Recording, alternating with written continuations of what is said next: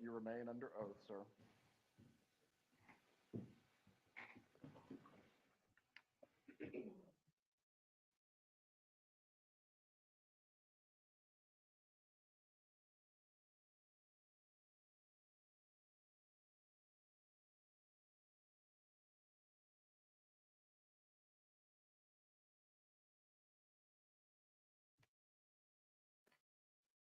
All right. Hello, everyone. This is my first attempt at a live stream. I'm just checking it out and seeing how this works.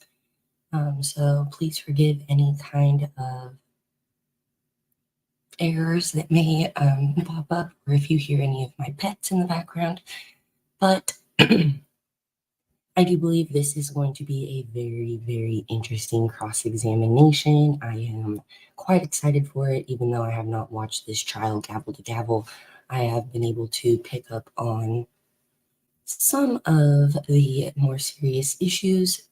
So with that being said, if anyone does pop in here and has questions, I will try to answer them as we go along. But I believe there is about 2 hours of cross-examination. I was going to start it live, but like right when it started, but I realized it might be easier to control once it's already played. So with that being said, let's jump into it.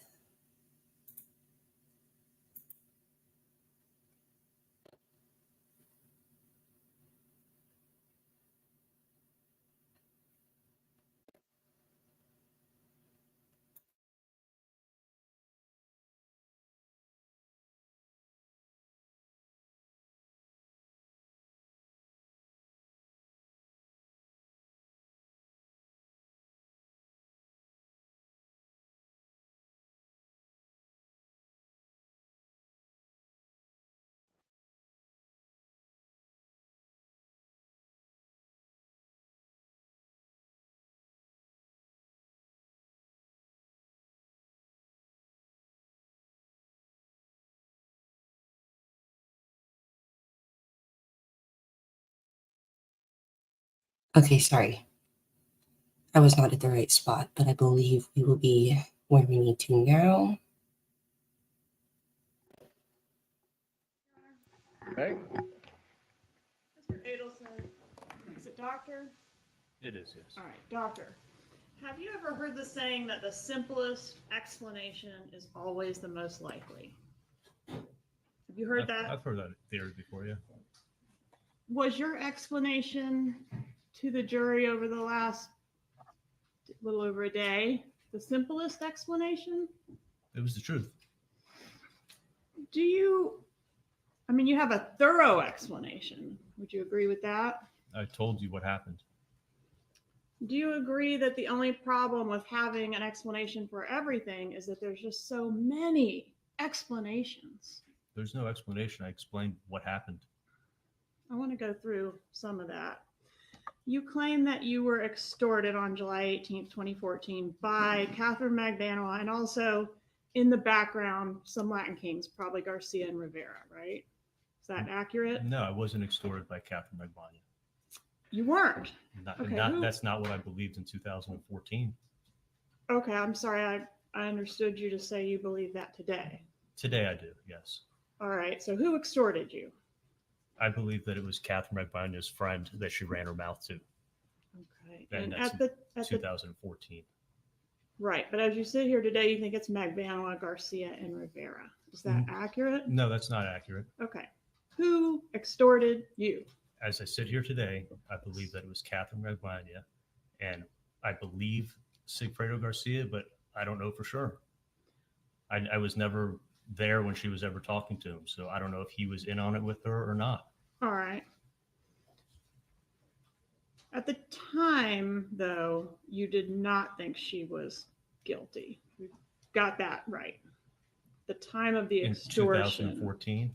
Yes. Correct. Okay. And then so exactly when you found out would be, I think you said, her trial.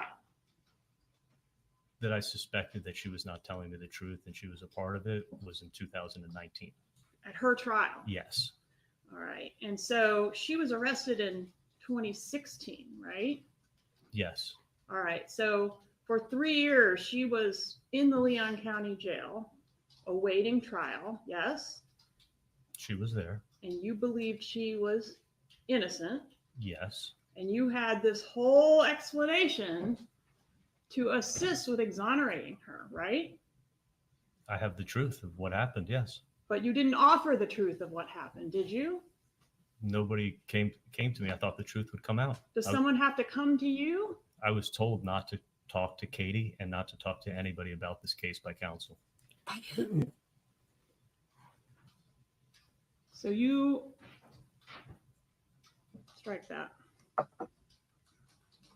On day 1, which is July 18th, 2014, she is the only one that physically contacted you to conduct this extortion. Am I correct in that? Yes, you are. So you never actually had any contact with any Latin King? No. No phone calls? No phone calls. No texts? No. No letters? Well, in 2016, you're talking about in 14, right? I'm talking about the first layer of the extortion. Did you have any contact with the thugs that were getting your money for 2 years? No. Did anybody put a gun to your head? I was told that I would be killed in 48 hours if I didn't pay up. I heard you say that, but Yeah. my question is, did anyone put a gun to your head? You're asking me, did anyone pull a gun on me? That's what Is I that your asked you. question? No, No. nobody pulled a firearm on me. All right, so when Catherine Magbanua came to you on July 18th and said, open the safe and give me all your money, she was not armed. She was not carrying a gun that day, And no. were you armed at that time? Did you have a weapon in your No. home? I had weapons in my safe, yes. In the safe? Were you led to believe or told that the bad guys are outside, right outside your apartment or your residence? No, but I was led to believe what they did to Dan, they were going to do to me. I heard you say that, but my question is, did she say, like, the car's running, I'm going to take the money out there to him right now? No, she never told me that they were waiting for me outside my house. In fact, she stayed. Okay, sorry to pause it. I just have to rant when he is, I feel like, lying so much because none of his story makes any sense. You're saying that this chick you've been seeing comes and extorts you for money. You have firearms in the safe. So she has no weapons. You don't turn around and, not to say that anyone should do something like this, but you don't turn around and say, here's my firearm, get out of my house, and you're not robbing me. I do not understand. But, hello, Parawoman Radio. Not as in-depth. If you guys want, I can try to do a full rundown of the facts in this case. It's interesting, kind of like the Alexei Treviso case, in the way that this defense it has so many holes in it, and you just cannot seem to feel like there's any truth to what the defendant is saying in this case. So I feel like it's interestingly similar to the Treviso case, as well as it's basically a murder one charge. Even though it's conspiracy to commit murder, it's the same charge. So I find it interesting, but if you want to know all the facts, let me know. I can try and do a rundown. The quickest rundown I can do is the defendant in this case, Charlie Adelson's sister, was going through a very nasty divorce with her ex-husband, who is the victim in this case here. He was shot twice in the head in his car in his driveway by 2 Latin King gang members. And the way Charlie is connected is the Latin King gang members were connected. One of them was the father of the children of this woman, Katie Magbanua. I can't say her name perfectly, but she is also serving a life sentence for her participation in this crime. So this Charlie guy is trying to say that all of this was an extortion once Katie and these Latin Kings learned that he was a well-off periodontist, and they extorted him for money over the course of 2 or 3 years, and that the money that was being given to this Katie chick and the killing of the ex-husband had absolutely nothing to do with him and his mother. Now, the mom in this case, the mom of Charlie and Wendy, the woman whose ex-husband was killed, she is extremely suspect as well. She talks in code with Charlie, which he denies, but it's definitely in code. It's very weird. It, from having conversations with my own mom, it's like, what? It doesn't make any sense. It's not how you talk to your mother usually. And so the mom is obviously in on it. The sister, she testified under a very special rule, which is basically it wasn't full immunity, but she testified in a way that her statements cannot be used against her in her own trial, and mainly probably because she's going to be saying conflicting statements whenever she goes on trial for this. And so that's basically everything. The two guys plus Katie Magbanema are in prison, and this Charlie guy is the first one in the family. Now, the mother has not been on the stand, and I believe that's also because they are going to charge the mother and she wanted some kind of immunity deal. I don't have proof of that, but I can't really understand why else the mom wouldn't be a witness in this trial other than they didn't want to make any deals with her and they're just saving her for her own trial. Oh my gosh, yes, Parawoman. Yes, it does. Roberta Laundrie, that letter was so odd and the timing was so coincidental and just weird in the things she said in it. And so it's kind of like that with this case. Like when the mom gets extorted in this case, an undercover agent comes up to her and hands her a letter saying, we want $5,000 because we know what you guys did. When she calls Charlie, the code is like, well, this TV is going to be about 5. She says that, which was really, really weird, mainly because the whole code for the murder in this case was a TV. And on the day that the murder happened, the sister whose ex-husband got murdered had like a TV repair guy come to her house. It's all very, very weird. And if it's a coincidence, then this is the most unlucky family in the world because so much weird coincidences are happening that I don't know. Some people I heard talk saying that they kind of believed him on the stand.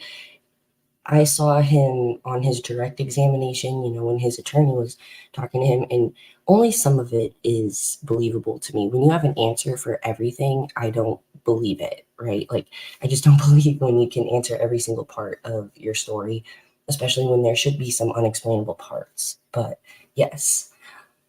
Oh, thank you, Parawoman. I really am so glad that people are appreciating it. I love the true crime genre, and then sometimes I would always see that there are like, legal questions, and I might not be able to answer all of them like an attorney would, but whenever I can, I'll try to. And especially with the Alexi Treviso case, that's really what inspired me, is because I saw so many people questioning like when HIPAA begins and ends as far as the police investigation and evidence. And I was like, oh, well, we can find those answers in the law, but I know not everyone has the training to be able to go and find those answers. Okay, so I'll keep this going. Let's see, because I just love this prosecutor also. I have to say, she is awesome. She's so straight and to the point, and I love her like affect, how she speaks. She almost sounds like sarcastic, like she's talking crap to you, but she's not. She's just saying facts, and that is so funny to me. Hey, the night with you, didn't she? Yes, she did. And didn't exit your house with your $138,000 until the next day, right? Correct. And the money, the $138,000, was that stapled into $1,000 increments? Each packet was $1,000, and had a staple in it. And stapling money's a little unusual. Would you agree with that? For me, it wasn't unusual. That's what I did. Right, but nobody else does it. That's why I'm suggesting it's unusual. I've never questioned people into how they keep their money, whether they keep it in a staple or a paper clip or an envelope. I just know what I do. Would you agree, Doctor, that it's a compelling piece of evidence that the killers were paid in stapled money and came up with that information in this case? It's not compelling. The people who extorted me and got my money got it from my house, and it was stapled at my house. They had to have gotten it from you, right? Because it was stapled. If they got it from Katie, they got it from me. So it had to be some kind of, I paid, but I did it under duress. based on that piece of evidence, right? That had to be built into your defense. I was extorted and I paid the money. All right. So Katie comes in and she's in a panic and she tells you what's happened. And I need all the money in your safe right now. Do you suspect that maybe she's working with the police at that point?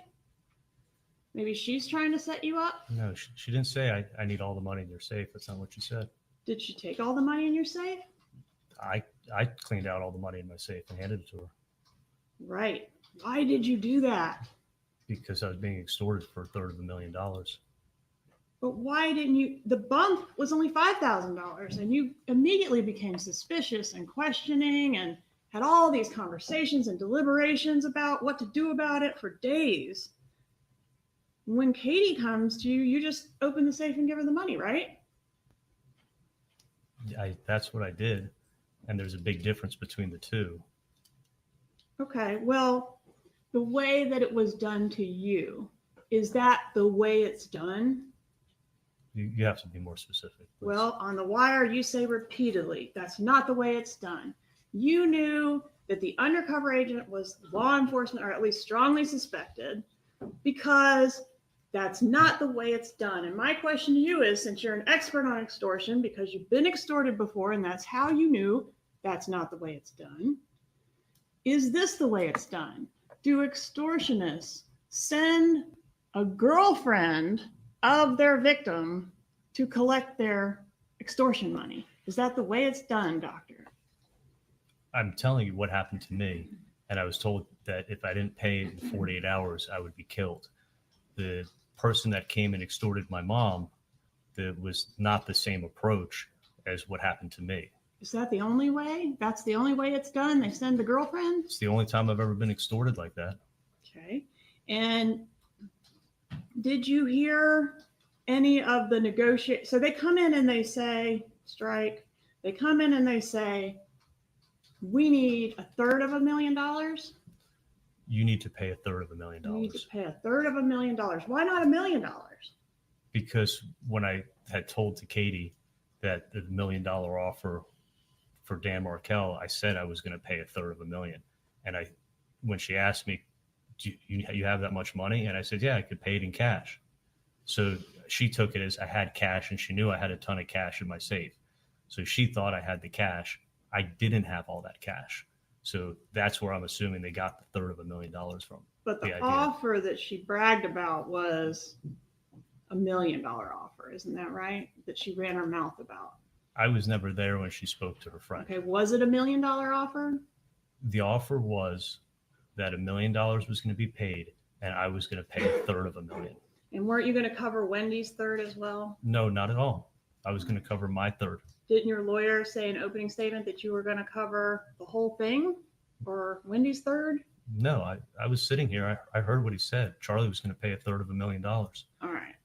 And so the offer was $1 million offer, and that's what you told Katie, along with the fact that you were going to cover the third. I was telling her that I was going to pay $333,000. Yeah. And then one day, if my sister was able to, she was going to pay me back. And then you didn't have the amount of money that was being demanded at the time, right? No, I only had what I had. All right. And at that point, the blackmailer, Catherine Magbanua, negotiates some type of layaway plan for you to complete the extortion with the Latin Kings. Okay. Katie wasn't the blackmailer, and Katie wasn't the one who was extorting me. Didn't you just tell this jury that Katie was the blackmailer? You realized it in 2019. Right. Okay. This is where he loses me. How are you making this connection at all? She's the one who comes and gets the money, and she's middlemaning all of this blackmail or extortion. And it's like, you did not think this defense all the way through. I can't believe he got on the stand. First of all, like less than 50% of defendants in any case take the stand. And then it's even lower than that in a murder case. And it doesn't always go good. There's sometimes where innocent people take the stand and it helps. But this defense, when he puts it out in his own words, is crazy. He should have just let his attorney speak for him and try and make these implications and confuse everyone. But now it's like, yeah, I kept talking to this chick who was extorting me and had a baby daddy who was in the Latin Kings. No big deal. I just kept them in my life. I paid it. I know they killed my brother-in-law, but I was scared. I don't understand. If that was the truth, you could have went to anyone at any time and gotten help and protection. So again, that's like to bring it back to the Alexi case. It's like, but why didn't she pull the cord? Why didn't she tell anyone? And I think that will be harped on so good in trial, because what explanation is there for that? And the same with this. What explanation is there for still seeing this woman and talking to her for years after an extortion? I just don't understand. I had thought that when you were just talking, you were talking about 2014. You were talking about that night. Okay. So that's night happened in Doctor. 2014. Okay. We all know now, because you have revealed the puzzle piece, she's a blackmailer. Can we agree on that? I believe sitting here in 2023 Yes. that she was in on the extortion for sure. Yes. So is it okay if I refer to her as a blackmailer? I think there's a difference between blackmail and extortion, but yeah, Okay. sitting here today, we can. Sure. We'll refer to her as an extortionist.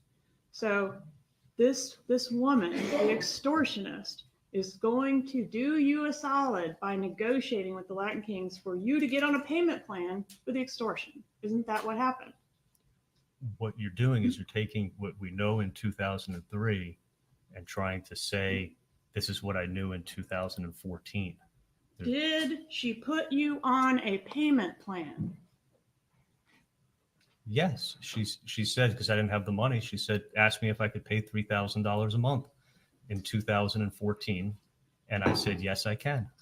Did you hear any of the conversation where she was making these negotiations on your behalf? No, when she said, I'm going to go check with my friend and if that's okay with him, she took her purse, took her keys, took her cell phone. She walked out of my front door, closed the door behind her, and I sat in my living room, and she came back about 5 minutes later. You didn't want to talk to the guy yourself? No, I didn't even think of that. I mean, but she went outside to call him. All right. And then the two of you took a Xanax and went to sleep. Well, I took a Xanax. I don't know if she took one out of the bottle, but I definitely did. And the next morning, she left with your money, right? She left about 8:30 the next morning. That's July 19th, 2014. Correct. Let's talk about what you did that day. You did not report this to the police because you were in fear, correct? Absolutely. And you didn't report this to Wendy, even though, according to you, her life was in danger too, correct? Potentially, but I planned on paying the extortion every month. All right. But you did go to the gym that morning, right? Could we show that text, please?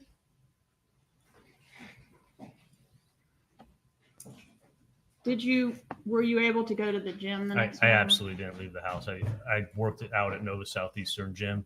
And you can check the gym records. I was never there. Okay. Did you say you were going to the gym? I said I was, yeah. But you didn't actually go? No, I didn't leave the house. All right. So would you agree, Doctor, and we'll refresh your memory with them if we can, that the text messages that were exchanged between yourself and Catherine McBanoa on the morning after this exchange of money were inconsistent with your extortion theory? They were inconsistent with how I was feeling. They don't appear to look like you just gave her $138,000 under duress, do they? She told me the last thing she said to me before she left the house is, can we just pretend like this never even happened?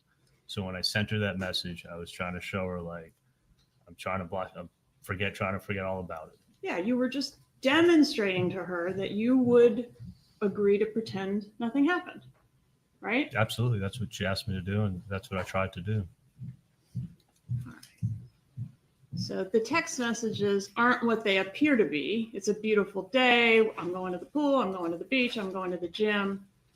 None of that is what it appears to be. It's something else. I absolutely did not go to the gym. I was trying to show her that I was, pretending like nothing ever happened and looking past it. And there's And I nothing wasn't. on the wire. All those hours of you talking, there is nothing on the wire about the extortion, this layer 1 of extortion, because she told you not to talk about it, right? She told me to never talk about anything to anyone or her. She never wanted to hear about it again. And yesterday, in your testimony between you and your attorney, you mentioned the word extortion 123 times. Would you take my word for that? I'm sure it came up a lot. Okay. But nowhere, even in the midst of this whole second extortion, it's happening again. It's an extension of the same thing. Do you mention anything about this layer 1 of the extortion? Do you? Yes, actually, I did. Okay. If you pull up the video from Matsuri when I was sitting with my dad, and I said, and the funny thing is, that's what I whispered in his ear. Right, but we can't hear that. Right, because that's my point. I never wanted anybody to hear what had happened. I never wanted the police to come talk to me. But if you put up that video, you'll actually see me saying that it's my dad's ear, and that's why I went in and said it. And that's what we were talking about at the time. So At Matsuri, the only time you mention the extortion, it's in a whisper that is not picked up by the microphones, right? Intentionally, yes. Yes. And that was intentional at the time, but it sucks for your defense, right? Because that would be a huge piece of evidence for you to show this jury, wouldn't it? No, I think you'd come up with a reason why that I said it anyway. And there's nobody to corroborate this testimony? There is. Okay. And the Matsuri, you talked about it again out in the parking lot, right? Wasn't that your testimony? Yes, we spoke in the parking lot. Okay, so you did talk about the extortion. That's just didn't do it in a way that it was captured on any of the recordings in this case. Well, we spoke when we had privacy. Well, you had privacy on the phone, right? When? At least you thought you had privacy on the phone. Every time when you were talking on the phone for hundreds of hours on this wire. There's always a chance that I was being listened to. Okay. I mean, well, there was a chance you were being listened to when you whispered in Dad's ear, right? But you said it. And you were talking about it. I whispered real quietly into his ear, so I thought I had privacy. At that point, I thought I had privacy.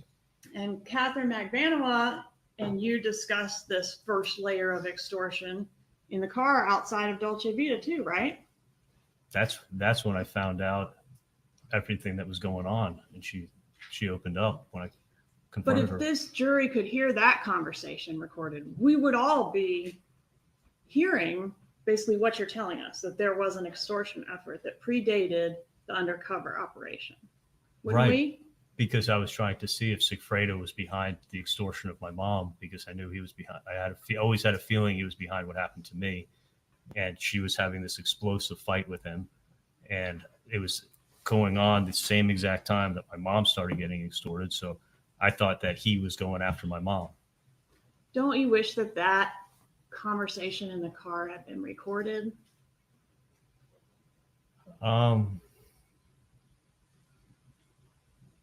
I don't know.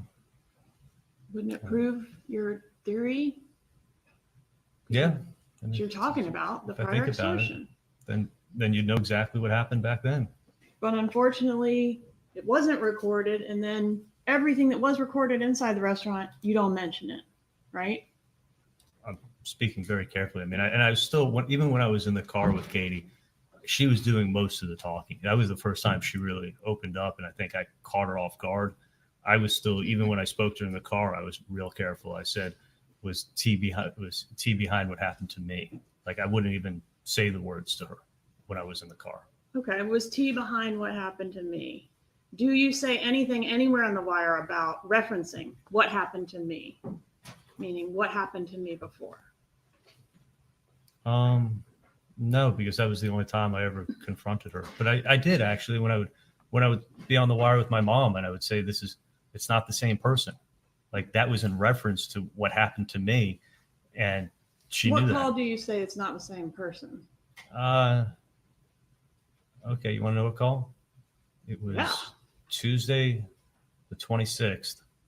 And I said, it's at the end of the call. It was a 2-minute and something call. April 26th? April 26, 2016. It was a 2-minute and something call. It was towards the very end. And I go, I know it's not done like this. It's 48 hours, just enough time. It's not the same person. So you can look it up. Okay, I'm with you. It's not the same person you were referencing as the person that blackmailed me years ago and has been blackmailing me for years. Yeah. That's what you meant. It's not the same person that's extorting me, correct? All right. So I want to go back to Wendy. Wendy is in the process of relocating from Tallahassee to South Florida, basically the day that this is going on, day after the money drop, right? They're packing up the car. They're coming back. Yeah. Right. So she's going to be moving significantly closer to the killers that had threatened her life. This what I don't she wasn't planning it wasn't a permanent move or anything that was planned. I think she took a suitcase with her. But she's your family member. Yes. She's much closer to the one they've already killed than you, right? Say it again. She's much closer. She's got much deeper connections to the person they've already killed. That's Dan Markel than you do. Right. I mean, there's a reason to fear for her safety because these killers have come, they've just killed Dan, and now they're saying they're going to kill another one. It could be Wendy, right? She has no idea what's going on. Exactly. But you let her move from Tallahassee to Miami where you knew the killers were located. That's my point. Do you agree with that? The killers were able to find Dan Markel in Tallahassee. They have a car. They were. But would you rather live in Tallahassee or in Miami if the killers are in Miami? I think if these people want to find you, they'll find you. Okay. I mean, I don't think. I mean, looking at Luis Rivera, I don't think a distance would stop him. Okay. Where did Wendy and the boys live when she first moved to South Florida? When she first moved to South Florida, she moved in with my parents into a small apartment. They actually had to get another apartment because that one was too small. With your parents? She moved in with them, yeah. And I want to talk about the cameras. You bought cameras for the Adelson Institute and your home at Whale Harbor, right?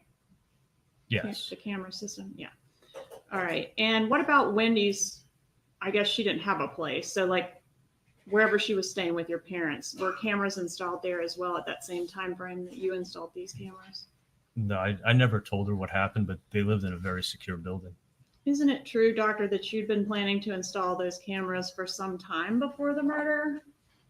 I actually already had cameras at my house that I had installed in 2008. The technology from 2008 to 2014 had changed a lot when it came to cameras. Yeah. You mentioned that. I'm sorry to interrupt you, but I think you mentioned all that on direct. I'm referring to this particular update that was done post homicide. You were in communication with this camera guy, and I think your lawyer mentioned this. You had 84 text messages with him dating back to January 20th of 2014 in regards to the update that occurred post murder. Do you agree with that? I know there was always talk that we were going to get cameras in the office, and we just never got around to it. When this happened, that week, within probably 3 days, I called the camera guy up and I said, I want to get cameras in my house and my new cameras for my house, and I want to get cameras in my office. How soon can you come out and do it? And then he came out, I'd say 4 or 5 days after that, bought the equipment and installed it that week. Did you hire a private investigator to help you with this whole problem you were having? With the extortion? Yes. No, I didn't tell anybody. Did you get a bodyguard?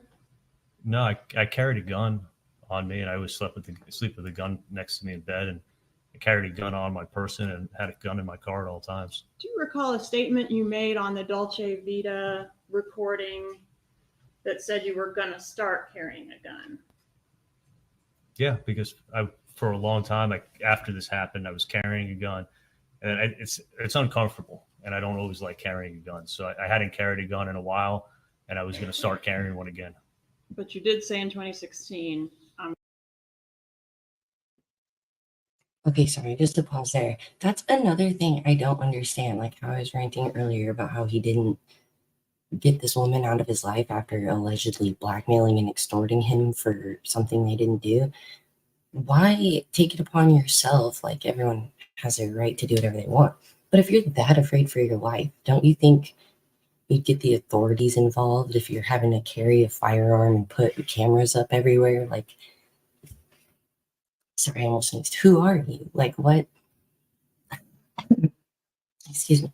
Who are you? What are you doing here, bro? Like, I really don't understand his logic, because if I was a well-to-do periodontist and was being set up by the Latin Kings for a murder or something like he's trying to say, I would not be taking matters into my own hands, no matter how cool I thought I was. That's just ridiculous. I'd be getting into witness protection. I'd be so scared, or getting out of Latin King territory or whatever it is. So I just don't understand his logic. But anyways, we can continue. I'm going to start carrying one. Yeah, I carried probably for about 4 to 6 months after this happened, and I wear scrubs, so the gun that I had can kind of stick out, and it's uncomfortable. I prefer not to carry a gun. So you quit carrying it, but during the time you were still paying the extortion money. Yes.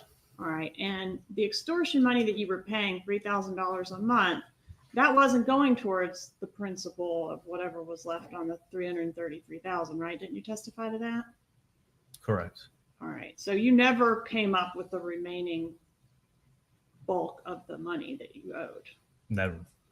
And nobody ever came after you for that? No, they said you could pay it all off and it'll be done, or just pay $3,000 a month. So I thought about paying the full amount. All right, then a couple weeks later, after the initial extortion, you and Catherine Magbanua broke up, according to your direct. Did I have that right? That's not correct. When did you break up? Within a week, I met her. We went out to dinner. We went out to eat, and I just said, "This has got to end." All right, And so we you were broke up with her. Yes. Weren't you scared that if you broke up with her, that she would sick the Latin Kings on you? No, because I had every intention of paying every month. When I broke up with her and I said, "Listen, I don't want to surround myself with this. I'm scared." She said that she was going to come every month and pick up the money and protect me. And she understood. I mean, our relationship was on the rocks. But you've testified that all the gifts and stuff that you gave her were to keep her happy, right? Yeah, when I realized that she's the one who's protecting me and she wasn't a part of this extortion, I had no problem keeping her happy, and I looked for things to do, nice things to do for her, because she was broke. But not worried about pissing her off by breaking up with her. Well, our relationship was definitely on the rocks. After July 1st, when Sigfredo cut me off and threatened me and called my dad, and then she knew I didn't even invite her to my dad's birthday party, which was a family gathering with family friends on July 5th. She knew we were going to be done. After you broke up with Catherine Magbanua a week after the murder, did you continue to talk to her? We still communicated, for sure. Talk on the phone? And texted, yeah. And meet up? No, the only time I would see her was I saw her again the end of August. She came and picked up the money, and that's when she asked me if I could put her on the books, because none of this money was going to her and she needed to get health insurance for her kids. So I said, yeah, I'll do it and help you out. And did you continue to hook up with her after the breakup? And by that, I mean, have sex with her. There was one occasion. There was one time that we hooked up. Okay. When was that? I want to say it was probably about 5 months after we broke it up. Okay. Well, there was one other occasion before that in October of 2014. Do you recall that? October 9th of 2014? That's probably the occasion I'm talking about. This July, let me count the months: July, August, September, October. So 4 months. Okay, and there's another one on October 15th. You remember that one? No, I think we did hook up about one time. Okay, well, one time on October 9th and one time on October 15th. I thought it was one time. If it was 2 times, it's been. Could it have been 2 times? But no more. Okay. And on August August 25th, 14, that would have been after the breakup, right? Yeah. You text her, and then she replies, I don't need help. I'm good. Don't need favors, nor will I trust anyone again. Erase my number, please. Go on with your life like you did already and have been doing.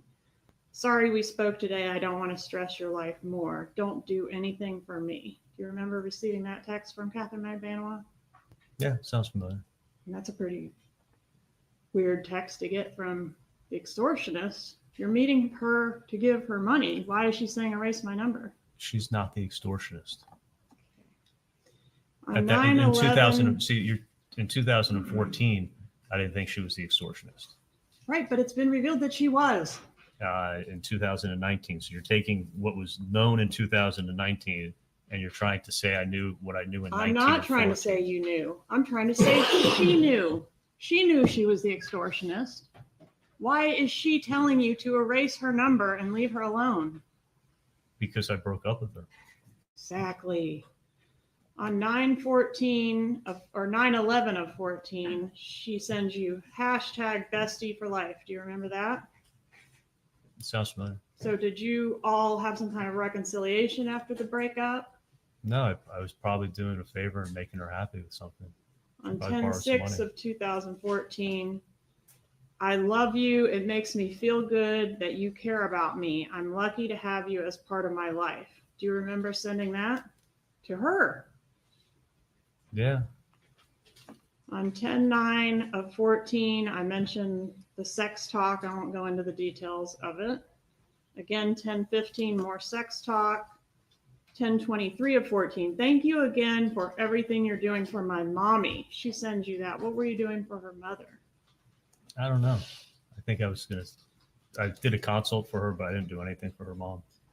2/24 of 15, you agree that she always knows how to make you smile, and you say, I love you to her. Remember that? Yeah, I cared a lot about Katie, and I didn't think that she was a part of this. So I was always trying to keep her happy and make her happy. And I felt like she got caught up, dragged into something that she shouldn't have been dragged into. Okay, maybe, but she dragged you into it as well. I didn't see it like that at all. And our relationship actually got stronger. You know, initially when I got extorted, I had limited contact with her and I was cold to her.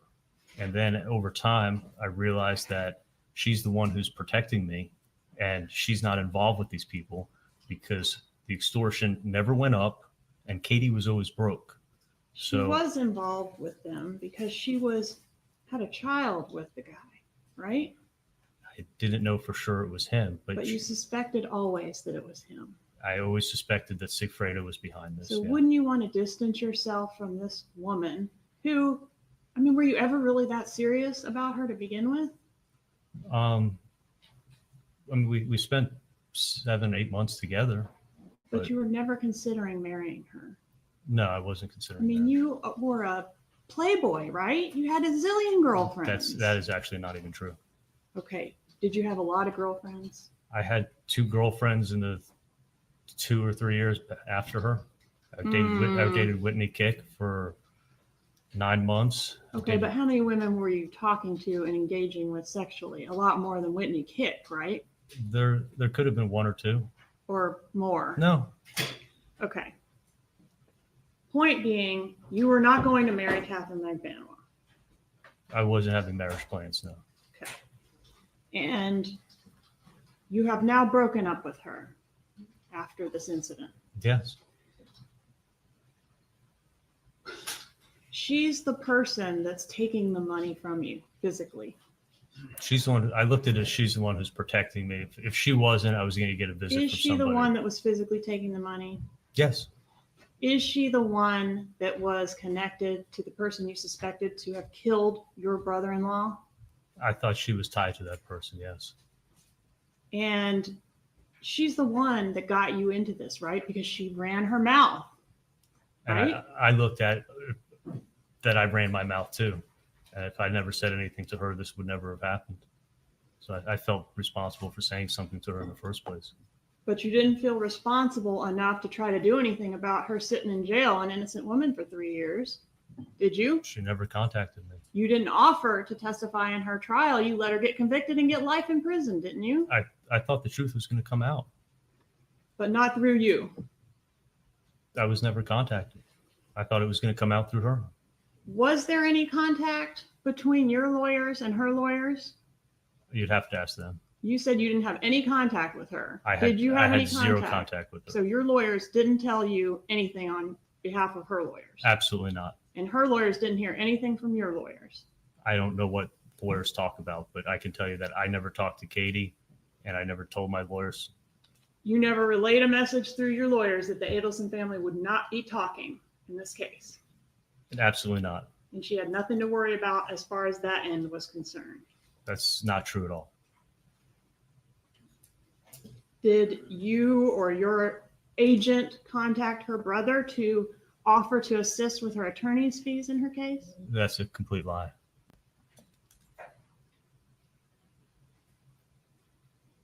On 10/27 of 15, you say you can't wait to get lunch with her. She's the best, and you're lucky to have her as a friend for life. Did you say that? Yes. 10/27/15, you can't wait to get lunch with her. 10/30/15, you tell her you miss her. 12/9 of 15, again, you tell her she's the best. Yeah, I said all those things. Do you agree that this picture does not look like a relationship between an extortionist and her victim? I agree, because Katie wasn't the extortionist. She was the extortionist. In 2014 and No. 2015, I didn't believe that. I know you didn't believe it, but we're looking back now, okay? What's crazy to me is when he keeps saying that he didn't believe she was an extortionist, like, or a blackmailer or whatever. When someone comes and says, these guys are going to hurt you, just give me the money and I'll take care of it, you're part of the problem. You are not my friend anymore. I am not accepting you taking my money because someone's going to hurt me. A real friend would come and say, these guys told me they're going to hurt you. We're going to the police right now and getting them locked up so that you're not in danger and you don't lose your money. So she does so good because the prosecutor is limited in how she can ask these questions, because obviously the defense is going to object if she leads him on or she is making statements. She has to phrase everything as a question and still get her point out through that question, right? And so she's doing the best she can at being like, you kept being friendly with someone who came to your house and basically stole money from you. You know, what are you, just the nicest person in the world or the weakest person in the world? Not to be mean, but it doesn't make any sense. It's so obvious when someone's covering their ass on the stand, right? So it's like, when I saw this case come up, I was like, oh, this is gonna have so many vibes of how what I think the witnesses and everyone who's going to testify in the Alexi Treviso case will be seeming like. They have something to hide. They have something that they don't want to get out. They have a narrative that they're going to try and push, and their answers are not going to line up with reality or common sense, just like this, because it doesn't make any sense. Okay, we can keep going. Sorry. You know, it's like if you're going to quote me, date me. Like what I knew in 2014 and what I knew in 2015 is not what I know now in 2023. Okay, yes, I hear you. You didn't know then, and that's why you were nice to her. Yeah, I thought she was protecting me. Got it. And none of those factors that I pointed out weighed into that consideration, that she ran her mouth, that she brought the Latin Kings on you, she was taking the money from you. None of that counterbalanced it. You were still going to be friends with her and keep her happy. You're wrong. I didn't know about the Latin Kings in 2014 or 2015. All right. The love text, which is what I'm referring to all these texts, where you're still nice to this person after you break up with her. You're still doing favors for this person after you break up with her. I mean, that's like a major problem for your defense, isn't it? No, our relationship got stronger. I agree. Our relationship got stronger, but it was much different. Isn't that why she has to be an innocent conduit between you and the bad guys? Because if those texts didn't exist, she would be the extortionist and the bad actor in this whole thing, right? I'm not following your theory. You have to explain away those texts, don't you, doctor? No, I have to sit here and tell you the truth. And now you're finding it out.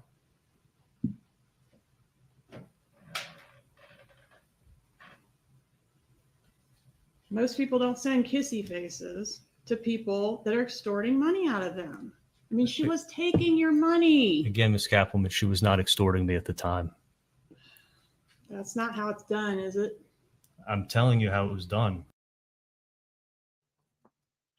Sorry to pause it again, but I can't believe the attorney didn't object to that. It wasn't a question, and she kind of just really laid it out right there how I would want to if I was her. She didn't even ask a question. She's like, you don't send kissy faces to someone who's taking your money. She didn't even say right at the end.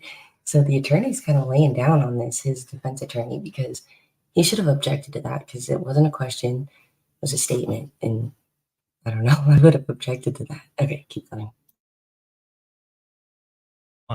So then over these next 2 years, you would meet her monthly and hand over a bundle of checks and $3,000 in cash, right?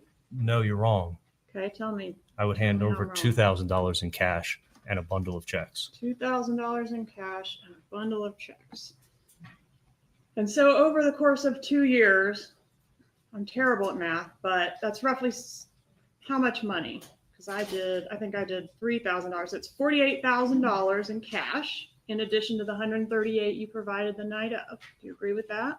If your math is correct, I'm just telling you what I paid her each month. And the checks, which is another $17,000, right? You're doing the math. It was a lot of money. Was it a lot of money to you? It was a lot of money to me, yeah. I work hard.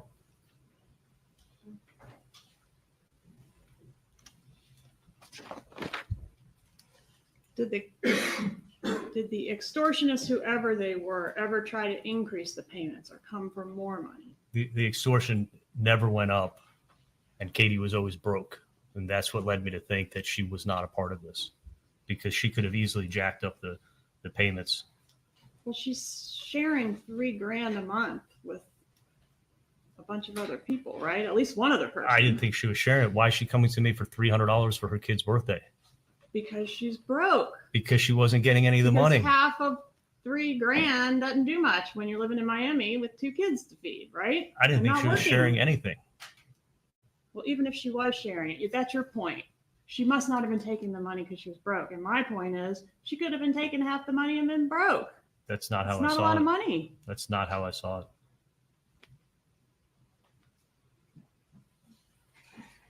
Tell me about Dan Markel a little bit. What you've sort of said, what I heard, correct me if I'm wrong, was he was, a nice enough guy, typical Wendy boyfriend, but not really your kind of guy. Yeah, I think it's an accurate description. All right. Do you agree that he was this brilliant legal mind? I think he was a little nerdy, nice guy. Just kind of like the average guy that my sister dated. Not the kind of guy you want to have a beer with, though. We never had a beer together. I mean, not that I wouldn't have had a beer if he wanted to have one. We just didn't have that much in common, but he was always nice to me. Do you appreciate the fact that his death was a terrible loss to his sons? It was horrible. Do you think they were better off without him? Absolutely not. Did you host a celebration dinner after his murder? That's a complete lie. On The Wire, would you agree that the Markel boys were in the background pretty much of every call you had with your mom, and you hear them a lot, right? My sister was working, so my parents would help my sister out. Yeah. Yeah, and it was summertime, so they were out of school, I would assume. I don't know if it was every call, but they definitely helped my sister out for sure. All right, and those calls captured Donna pushing them on the swings, that call that tortured all of us a couple times. Remember that one? Yeah, there was a call where she was pushing them on the swings. Taking them to tennis lessons. That Yes. was the same day. I mean, that was the same call that got broken up, and she called me back. But yes, Doing their bedtime routine, helping my sister out for sure. reading stories, brushing teeth, getting haircuts, going to piano, story time and bedtime, all of that kind of stuff. All stuff that parents and grandparents do. You're right. All right. She even said to you on one of the calls regarding the bedtime routine that, quote, we have a whole routine going. Do you remember that? I have a whole routine with my son. I mean, I think it's normal with kids. You have a routine to put them to bed. Right. You All gotta the brush kind your of teeth. things. Can't forget to brush your teeth. Yeah. Well, dental humor couldn't hurt, right? What's that? All the things that your mom wouldn't have been able to do as readily if the kids were living in Tallahassee. Agree with that?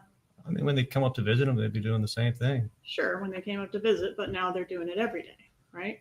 Almost every day. Not every day, but when my sister needed them, she helped them out. And these are all things, these little routine things that Dan Markel will never be able to do with his sons. Do you agree with that? Absolutely. Does your mom have a favorite child? She says she doesn't have favorites, but I don't think she likes my older brother. Okay. But is Wendy the favorite? Oh my goodness. I'd like to think it's a tie between me and her. Does your mom worry more about Wendy than you? Let's I don't do really get. before this case. Just a quick side note, because I know not everyone's following this case. I cannot believe that he said that the mom doesn't like the older brother. And that's just funny to me because the older brother is the only one who's not implicated in this at all. The older brother and the father didn't seem to have anything to do with this. In fact, they definitely tried to hide it from the father because he was around all the time. And the brother doesn't seem to have anything to do with the rest of them. And so it's funny that these people who allegedly would hire hitmen to kill their daughter and sister's ex-husband, the mom doesn't like the brother who's not involved in that. So it's like maybe that guy is a stand-up guy.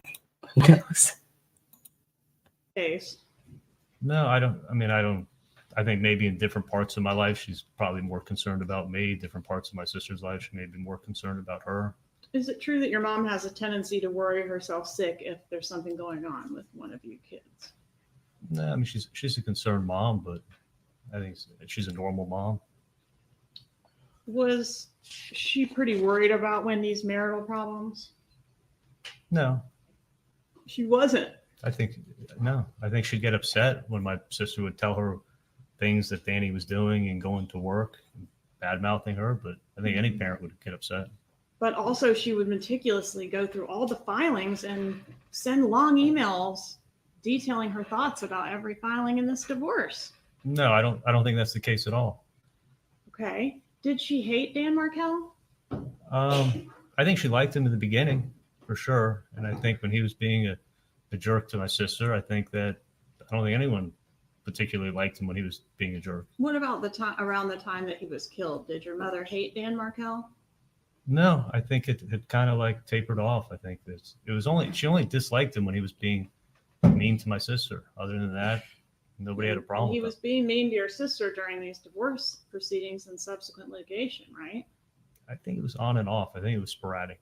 And when your mom's worried about Wendy, does she come to you for solutions or to talk things out?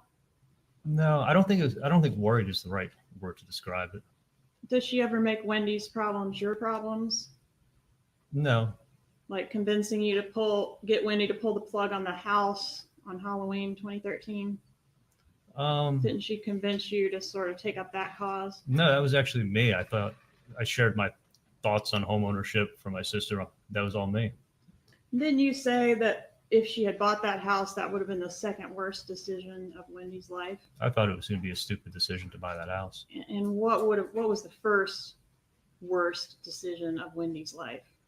I thought looking at hindsight 2020, I think when she'd agreed when she married Dan. And did you convince her to take a particular job as well? Remember that call? Yeah, she got an offer from a law firm and she was debating whether or not she should take it. She didn't know if it was exactly what she wanted to do. And I was like, hey, you don't know what you don't like doing until you've done it. Seems like a great opportunity. Like, why not do it?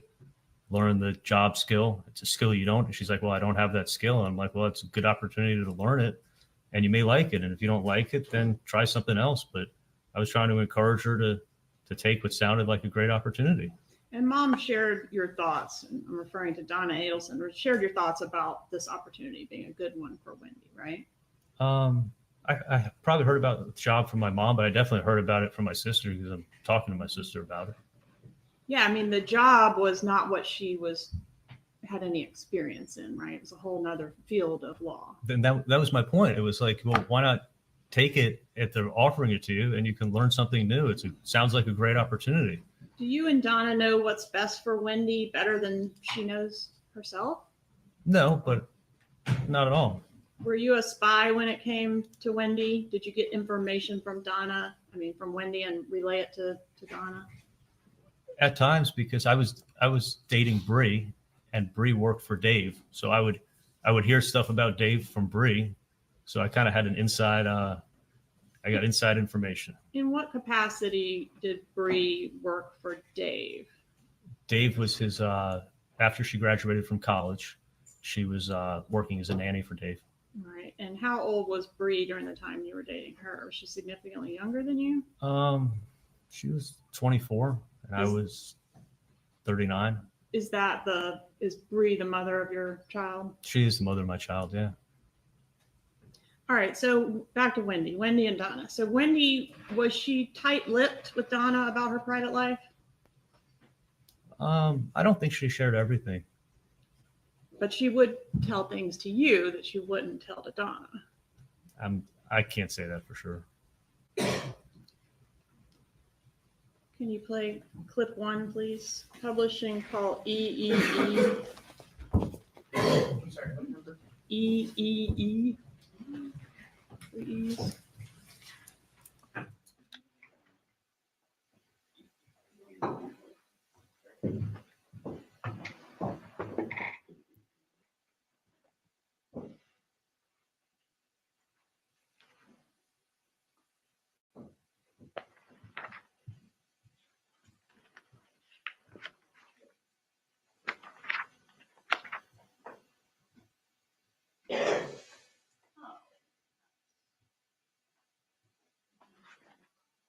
Yeah, would you?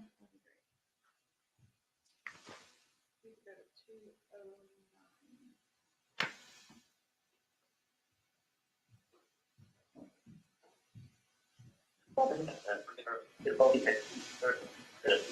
Which, where are you going? On this way, just stop off at there. Anyway, so I just put the date no. Oh, did you? So I just called him an old fart. Everybody, she's a few months older than me. But so actually, it's his birthday. Turns out Wendy's making him a little party in Cleveland. Oh, really?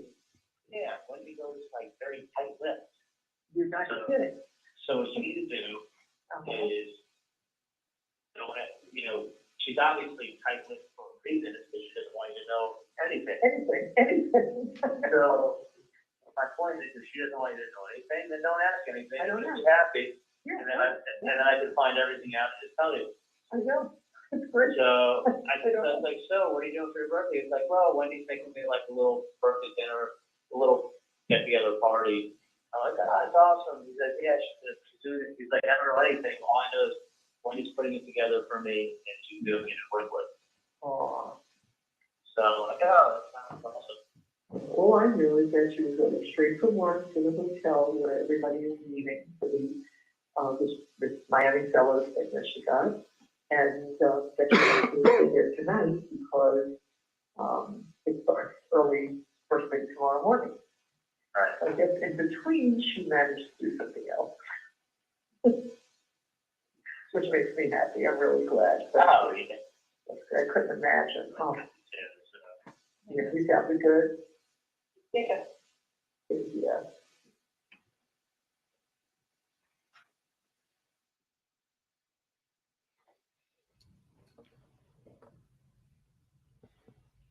Do you remember yesterday saying you were telling a story about Katie coming in from having had some kind of altercation with Garcia, and she had reported that the necklace had been pulled off her neck. Do you remember that? Yes, I do. All right. And when you were relaying that story to the jury, you used a specific term describing what Garcia had done to her. Do you remember what that term was? It was only yesterday, but you'll have to refresh my memory how I described it. You said he roughed her up. That's accurate. And that put my antenna up because that roughed them up is the exact same phrase that Catherine Magbanua said in her proffer that you used on Halloween 2013 when you first approached her about, does she know anyone who can rough someone up? No, I think getting roughed up is an adjective, but what you're doing is the same thing you did with your TV theory.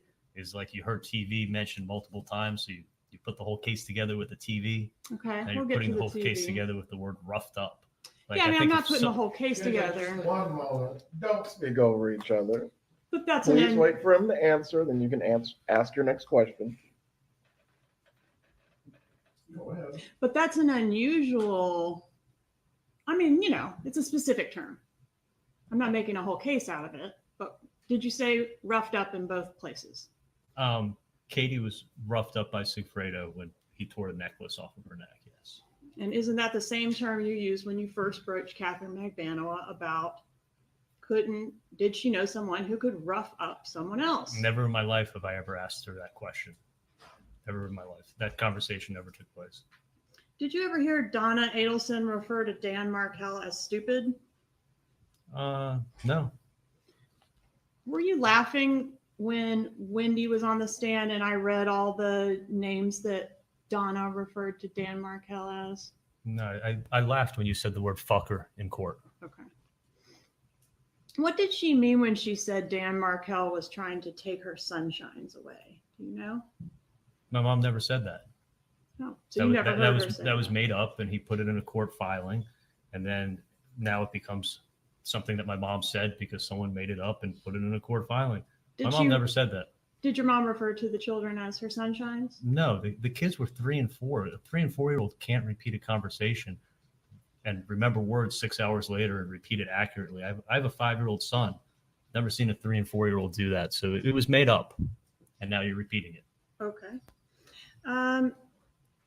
Have you been a good brother to Wendy? I always try to be a good brother. It sounds like maybe you're not agreeing that this was a really nasty divorce, or are you agreeing it was a nasty divorce? I mean, I don't think any divorces can be pleasant, but I think they definitely had their fights. I mean, they were fighting over bicycles and all kinds of crap. But in addition to that, Dan Markel accused your sister of fraud, right? He made an accusation, yeah. Threatened her with federal kidnapping charges. Oh, that's a new one. You just told me. That one's in the emails that are in evidence. Did you review those? I didn't review the federal kidnapping charges in this case. Was seeking contempt proceedings. You heard about that here in court, yes? I heard about that, yeah. Even went after her lawyer personally, right? He made serious threats against her lawyer. And her bar card could have been in jeopardy if any of those, or some of them. I heard the other day she was saying that I guess her lawyer, he was threatening her lawyer's bar card. Her lawyer's bar card as well as Wendy's. He was making lots of threats and writing lots of stuff, I guess. And he messed with your mom too, didn't he, in that grandma motion? You know which one I'm talking about? I don't think he was messing with my mom. I mean, nobody took that seriously, and I don't think anyone even knew about it. Is it your mom? I'm sorry, finish. I said I don't think anyone even knew about it till years later. Isn't your mom notorious for always getting worked up about everything? She gets upset. I mean, she's a concerned mom. I mean, but is she notorious for getting really worked up about everything?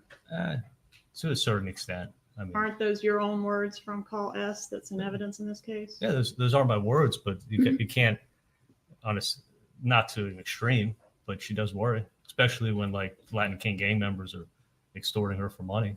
Did your mom take the grandma motion seriously? I don't think she even knew about it.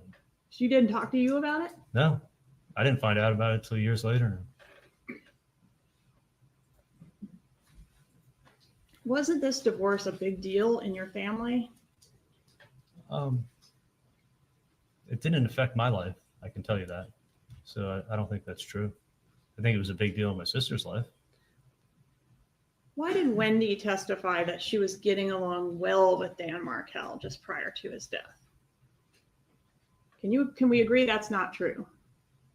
I think there were ups and downs and how they got along. I mean, you got to ask her. She was on the stand. I mean, I wasn't living her life. Is it part of your defense to minimize how nasty and contentious this divorce was?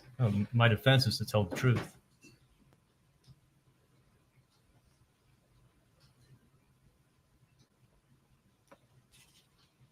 Did you have any input on the decision to change the boys' names from Markel to Adelson?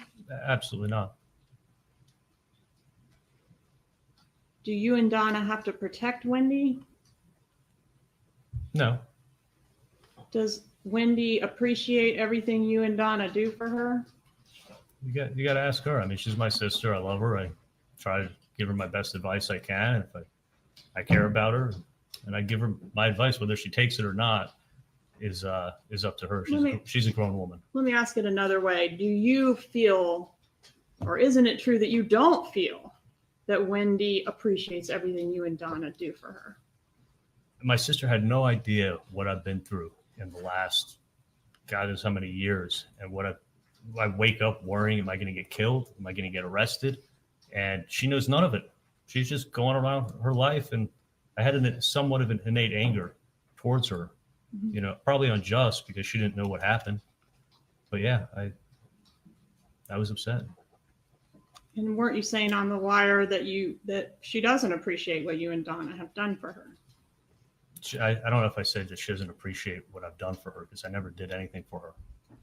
Okay, so that was my next question. What have you done for her? Nothing? Other than give her advice and care about her, be a big brother that loves her. Would you say Wendy's a little bit spoiled?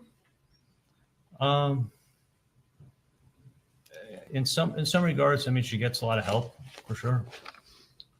Is she a little less savvy about how the world works than you are? I don't know. I mean, you got to ask her.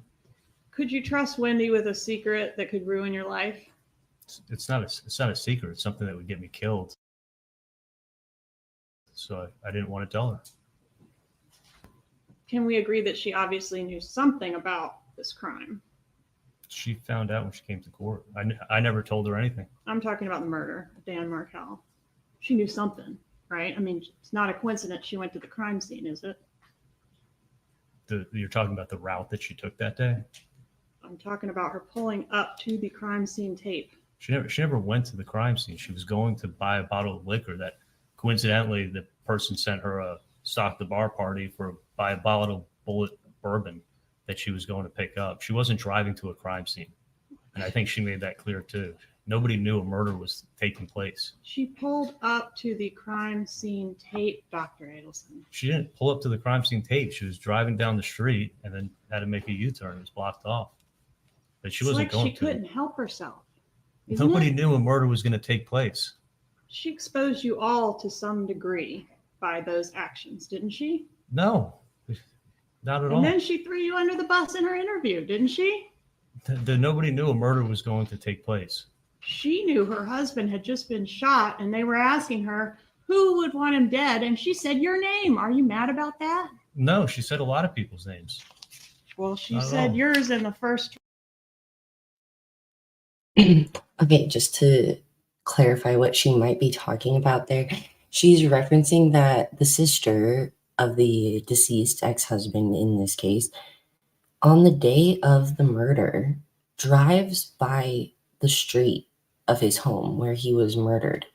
And she just gets told by a police officer when the street is blocked off that, you know, I can't remember what she was told, but she doesn't question it. She just turns around and leaves when her children are supposed to be on that street that's blocked off with crime scene tape and a police officer blocking off the road. So it was extremely suspicious because she didn't really have a reason to go drive over there.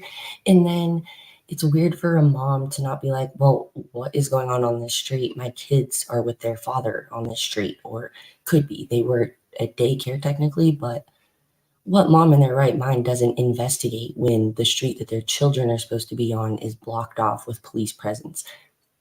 And so I think that's what she was kind of referencing there. And that stood out to me in the sister's testimony too, where I was like, yeah, what mom doesn't go, okay, well, what's going on this street? I don't know where my kids are. She didn't contact the daycare to see if they were at the daycare when finding out that the police had blocked off this street. And now I don't have kids, but I think all moms would pretty much say, well, I would definitely want to go check and find out where my kids are, especially if you call the ex-husband and he's not answering. Oh, wait, she didn't. So there's so much suspicious things with the sister in this as well. And so I just felt like I needed to talk about that real quick because I think that's what she was referencing in that last question. Okay, continue. First 25 pages of a 5-hour interview. Isn't that true? I wasn't there for the interview. But you've reviewed it in preparation for your trial, haven't you? I actually don't know if I've seen her interview.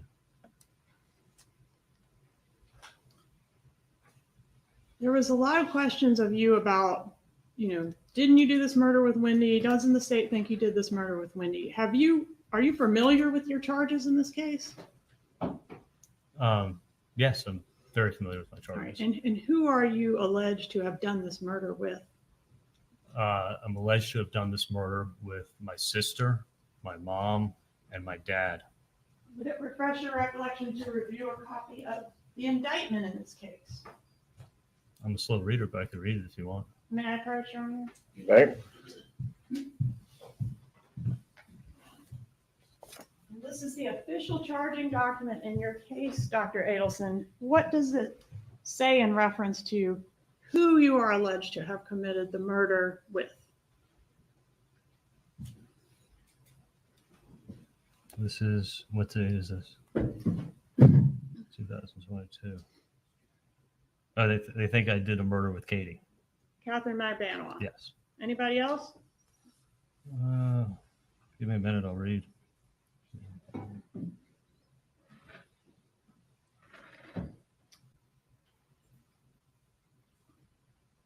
They got Luis Rivera in here. They got Sigfredo Garcia. As being alleged to have committed the murder with you? Did I read it too quick? Take your time.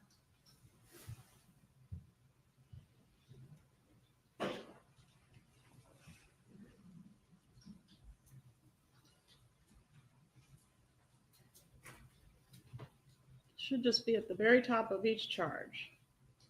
On or about July 18th, 2014, did unlawfully. Okay. Yeah, Katie. Catherine. Okay.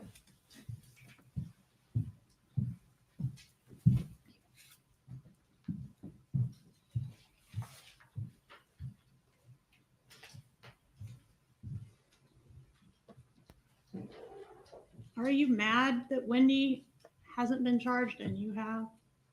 No, I'm mad that I got charged for a crime that I didn't commit. Do you have any innate anger with Wendy over that fact? No, not at all.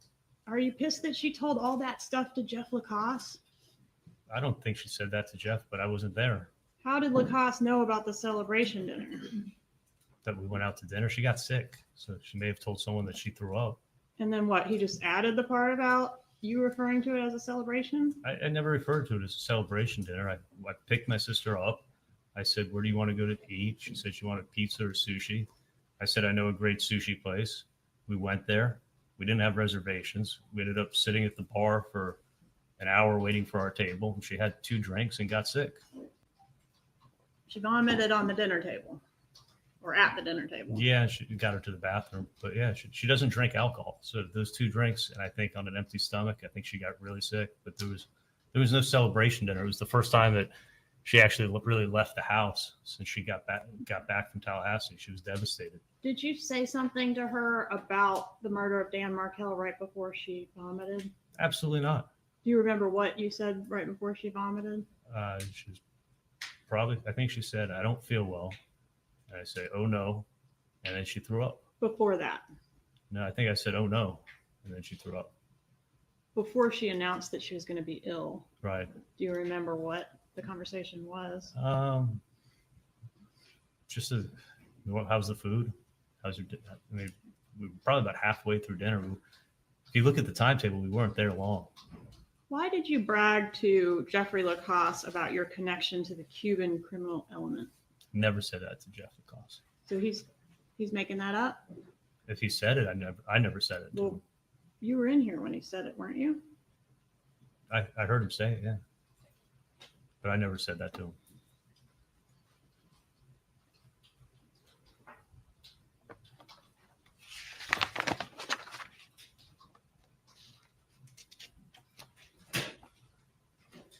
On one of these calls, and it's in the context of talking about Dave and Wendy's relationship with Dave, you tell your mom that you've already gone above and beyond for Wendy. Was that a reference to having her ex murdered? No, that's me getting tired of this Dave stuff. I mean, Dave's a great guy. I mean, everyone who meets him likes him. He's not only super successful, but he's very low key, like t-shirts and jeans kind of guy. And he loved my sister's kids. I mean, if you listen to The Wire, the point I was making is not how successful he is. The point I was making is that my nephews farted on him, and he thought it was funny and didn't bother him. And he also has 3 young kids, the same ages as my sister's 2 young kids. They actually met in line when my sister was registering the kids for school, and it was they've been friends for years. So I thought it was a great opportunity for my sister to have a great guy in her life. And I was getting sick and tired of Dave calls, and The Wire started in April. My sister's birthday's in April. Dave's birthday's in April. So you got a ton of Dave chatter on this case. But believe me, I'd go crazy if I was talking about Dave like this all year long. So that's a no. You did not reference having her ex murdered Absolutely not. when you said No. you've already gone above and beyond. No, for that was Wendy. me getting sick of dealing with the Dave stuff. As great of a guy as he is, I was still getting sick of it. When the $1 million offer was conceived, do you recall whose idea that was? My parents. Why was the relocation worth $1 million? Well, it was actually I was gonna pay a third, so I only looked at it as that way. Why was it worth it? That's the question. Because it was gonna help my sister out, and it was gonna give her a good opportunity for a good job down here, and she was gonna be around family, and family's important, so that's why. Isn't it true that financially you came out ahead on this deal as opposed to if you had coughed up the third of the $1 million offer? How in the world did I come up ahead? This is the craziest thing. Financially, you paid $138,000, then you paid $2,000 a month plus the $1,000 payroll amount. You're still about over $100,000 ahead financially than if you had coughed up the $333K. No, I would have been better off paying. And first of all, I never paid for murders. This is a crazy question, but paying $3,000 a month for life is not anything anybody wants to do. I didn't say anything about paying for a murder. I said you paid $138,000, which you did, I got extorted for $330,000. and then you paid. But you didn't pay the $330,000. Right, because I didn't have it. I had to clear it out my safe, and that was what was in my safe that night. All right. Can we agree that Wendy was stressed out about the issues surrounding her divorce? I think the divorce caused stress in her life, yes. And you were hearing about it from your mother, weren't you? Yeah, I would hear. Wendy's totally stressed out. Yesterday was a rough one, that sort of thing. Yes, like I said it before, is that my sister would tell my mom a story. I'd be sitting in the car driving. My mom would be talking to me and telling me the latest story of the day. And that's how I found out a lot. And then on 2/19 of 14, Donna texts you again to tread lightly with Wendy and refers to Dan Markel as an asshole and a fucker, right? Sorry. You made me laugh. Sorry. That's what I'm here for. Is that what happened? That text? Did my mom use a foul word to describe him?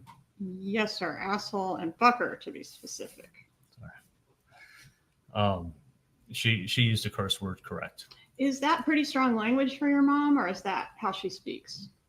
I mean, it is pretty strong language, but I think I've been called a lot worse, but I mean, listen, my mom used a curse word. She used a curse word. You just use curse words too. So Was Wendy less stressed? Was Wendy less stressed out once all this litigation was over? no, she was a million times more stressed out. Was she better off financially? There may have been some, but not much. I don't think so. Was she able to stop paying her $800 an hour divorce lawyers? Yes. Did she get $2.7 million in benefits for her children plus $4,800 a month for the boys' benefit? No, as far as I know, that money was in trust and it's controlled by Dan Markel's sister. So none of that money, you keep saying it like the money went to her. The money's in trust for the kids, and that money never went to her. Some of it went to her and some of it was in trust for the kids, right? I don't know the breakdown, but I know the 90-something% of what you're talking about is in trust, and it's in trust for the children. It's not for her benefit. Right. It's for the benefit of the boys, but it has to come through her because they're children, right? Well, it has she gets disbursements, right?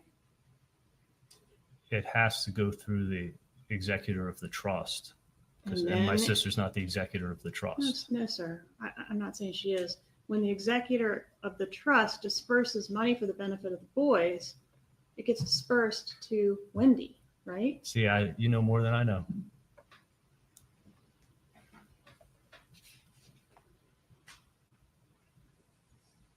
Did you have trouble sleeping after the murder? After I was extorted, for sure. Did Katie text you on 12/19/15? Sorry, we have problems sleeping and shit. We do have a lot of weight on our shoulders. Did she text me that? Did she text you that? I mean, she may have, but it sounds about right. Do you want to look at the text? I can look at it, sure.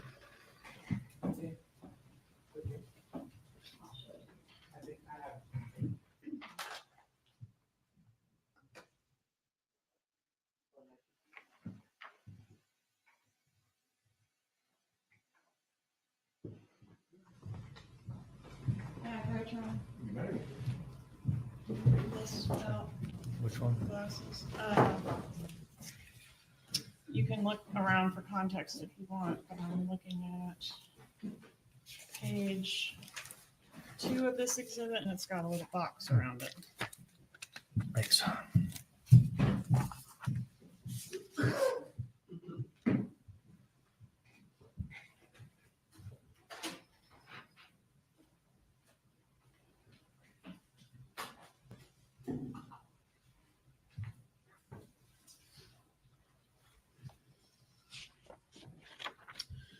And if that refreshes your recollection, the question is, did she send it? Yeah. I want to go over a little bit some of the payments or gifts that you gave to Catherine Magbanua. We've heard a lot about her being put on the payroll at the Adelson Institute, and she made this demand to you when you met her to give her the first extortion payment on the payment plan. Is that correct? She didn't make a demand. When I gave her the $3,000 for her friend, she asked me if I could do her a favor and put her on payroll for $1,000 a month so that she could get insurance for her kids. She was going to cash the check, and the money was still going to her friend, so that money wasn't going to her. She was getting insurance for her And kids did you as a favor. believe her that she would give the money from the paychecks to the friend? I believe what she was saying to me, yeah. Isn't it true that Catherine Magbanua actually asked you to place her on the payroll back in June prior to this extortion effort? I don't know if I put her on payroll. She asked me if I could put her as something when I was dating her, put her as something on the office so she could get insurance. But I never did. And that was in June. Yeah, I remember she'd asked me about it before, but I never did anything.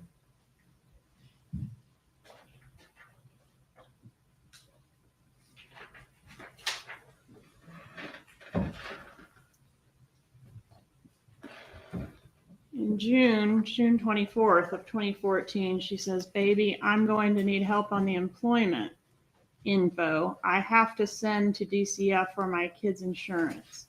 Also, if I have to end up moving later on, I need to show I'm working for you, or else I won't be able to get an apartment.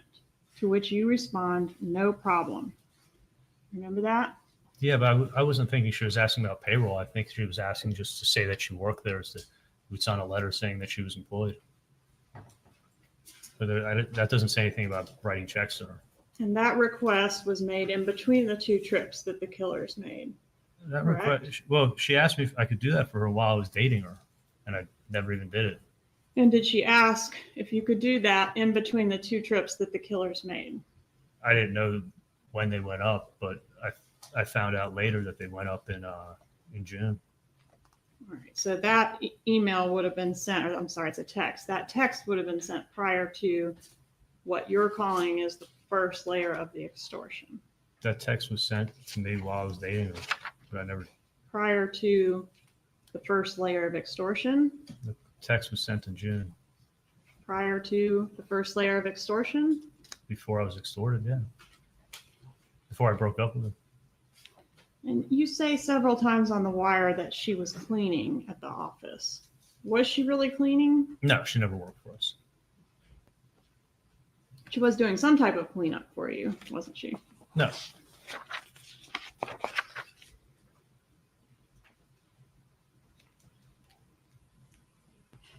What's the purpose of keeping Katie happy? Was she gonna sick the Latin Kings on you if you made her unhappy? She was protecting me. I didn't know what would happen, and she was keeping my mind like when the extortion never went up, and I just assumed, I thought that she wasn't part of it, and she was protecting me. Usually, extortion goes up. It always gets ratcheted up from what I've heard. What's the fear of not keeping her happy is what I'm trying to understand. Well, I could get killed, or the people who were extorting me could come rob me. And I didn't get killed. I didn't get robbed. The extortion never went up. I thought she was really protecting me. If that's the case, why not just, I mean, you're complying with everything they've asked you to do, right? I'm doing everything that was asked to do, and So why reach out and say, hey, can I get you a trip to Key West to go with that extortion money? I never said, "Can I get you a trip to Key West?"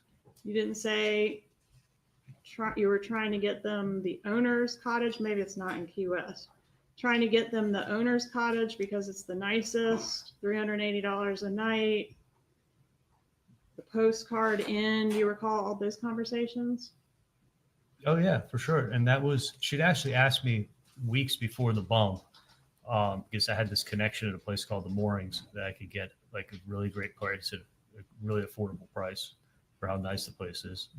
And I said I was going to make some calls and help her out and get it. And then I ended up giving her $300 for when she picked up that bag at my house. I put $300 in it and I got her a hotel room.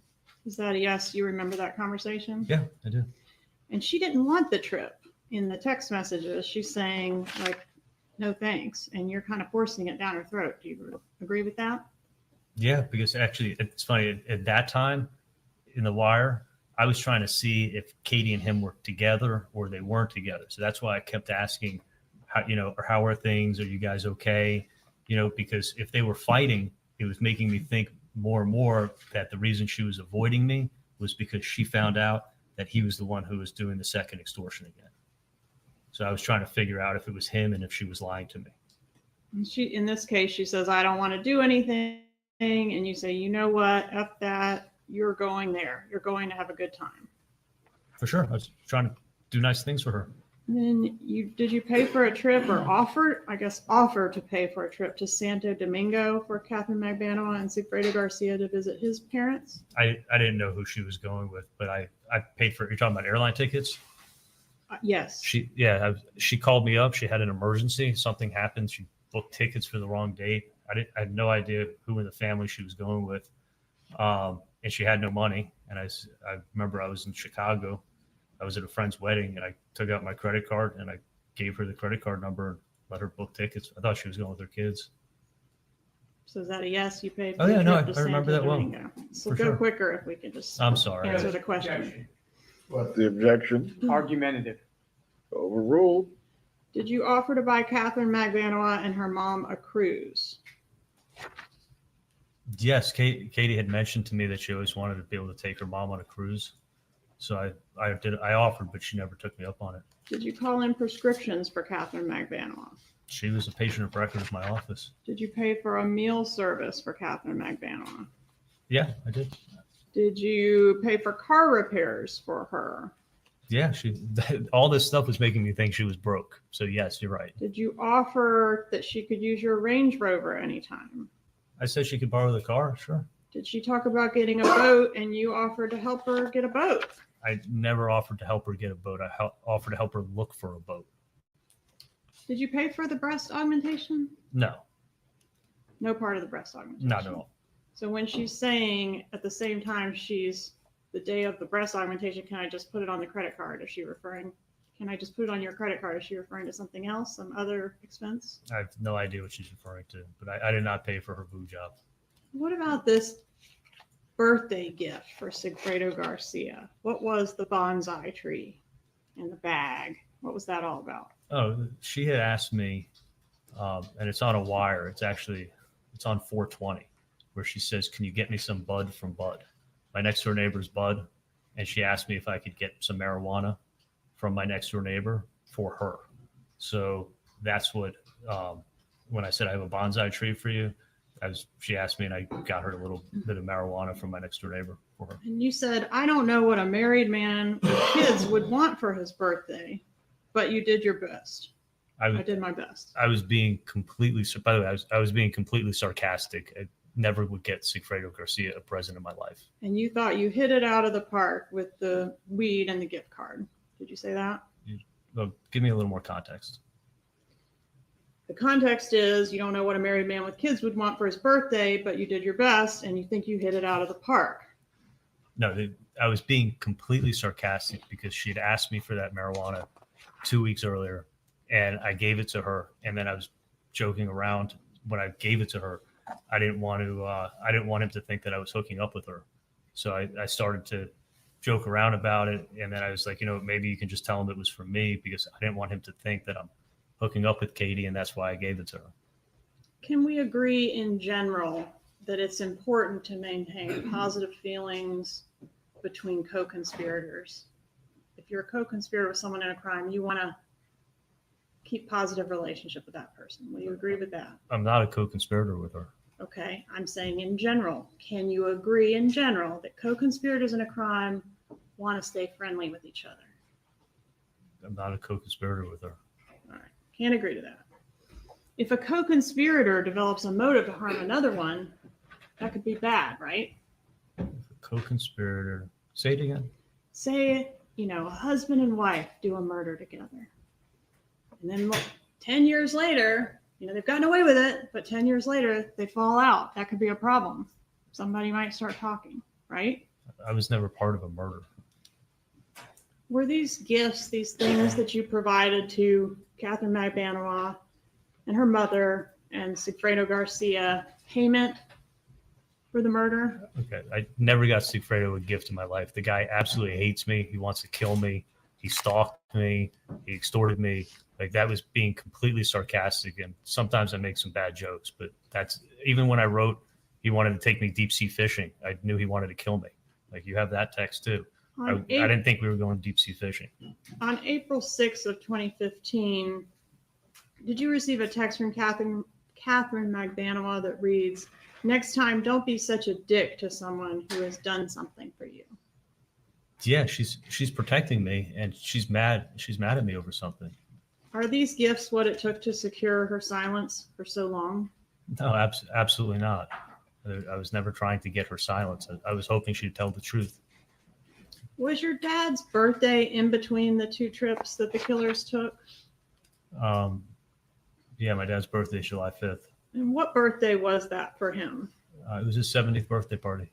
All right, so there's been a lot of talk about the texting between you and your mom about the birthday.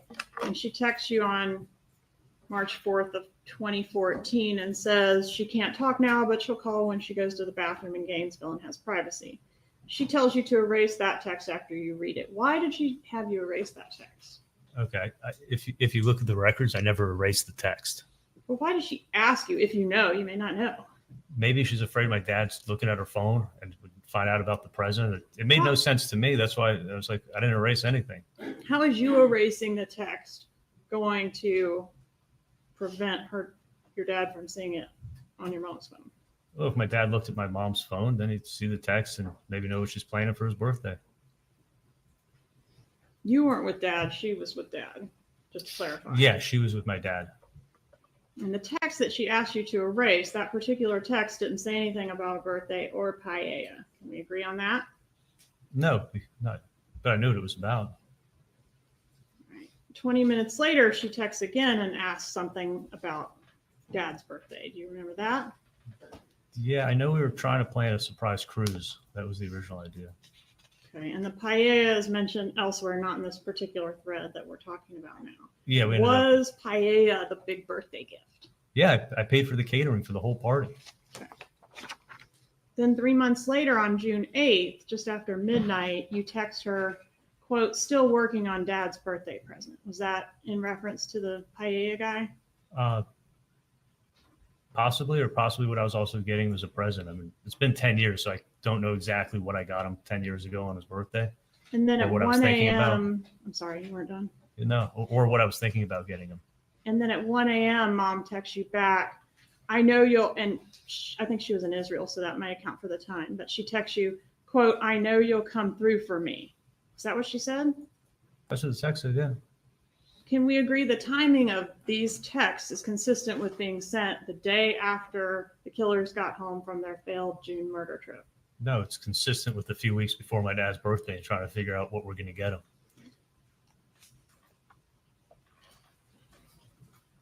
Why didn't you go to Dan's funeral? In Canada? I think there were some in Tallahassee and in Canada as well. I know there was a but did you go to either? There was a memorial service here. I Did didn't you go to that? No, I didn't attend. I knew what had happened to him, and there's no way I could have shown up. I would have been too upset. Mr. Dubin, your lawyer,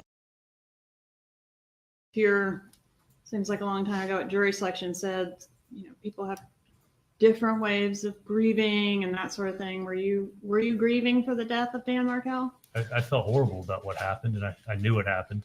When And did you? I wasn't close to him, but either way, I mean, I felt horrible about what happened. When did you find out exactly how he was killed? Meaning like shot twice in the head. I found out it would have been the next morning is how I found out he got shot in the head. Do you agree that this was a first-degree murder?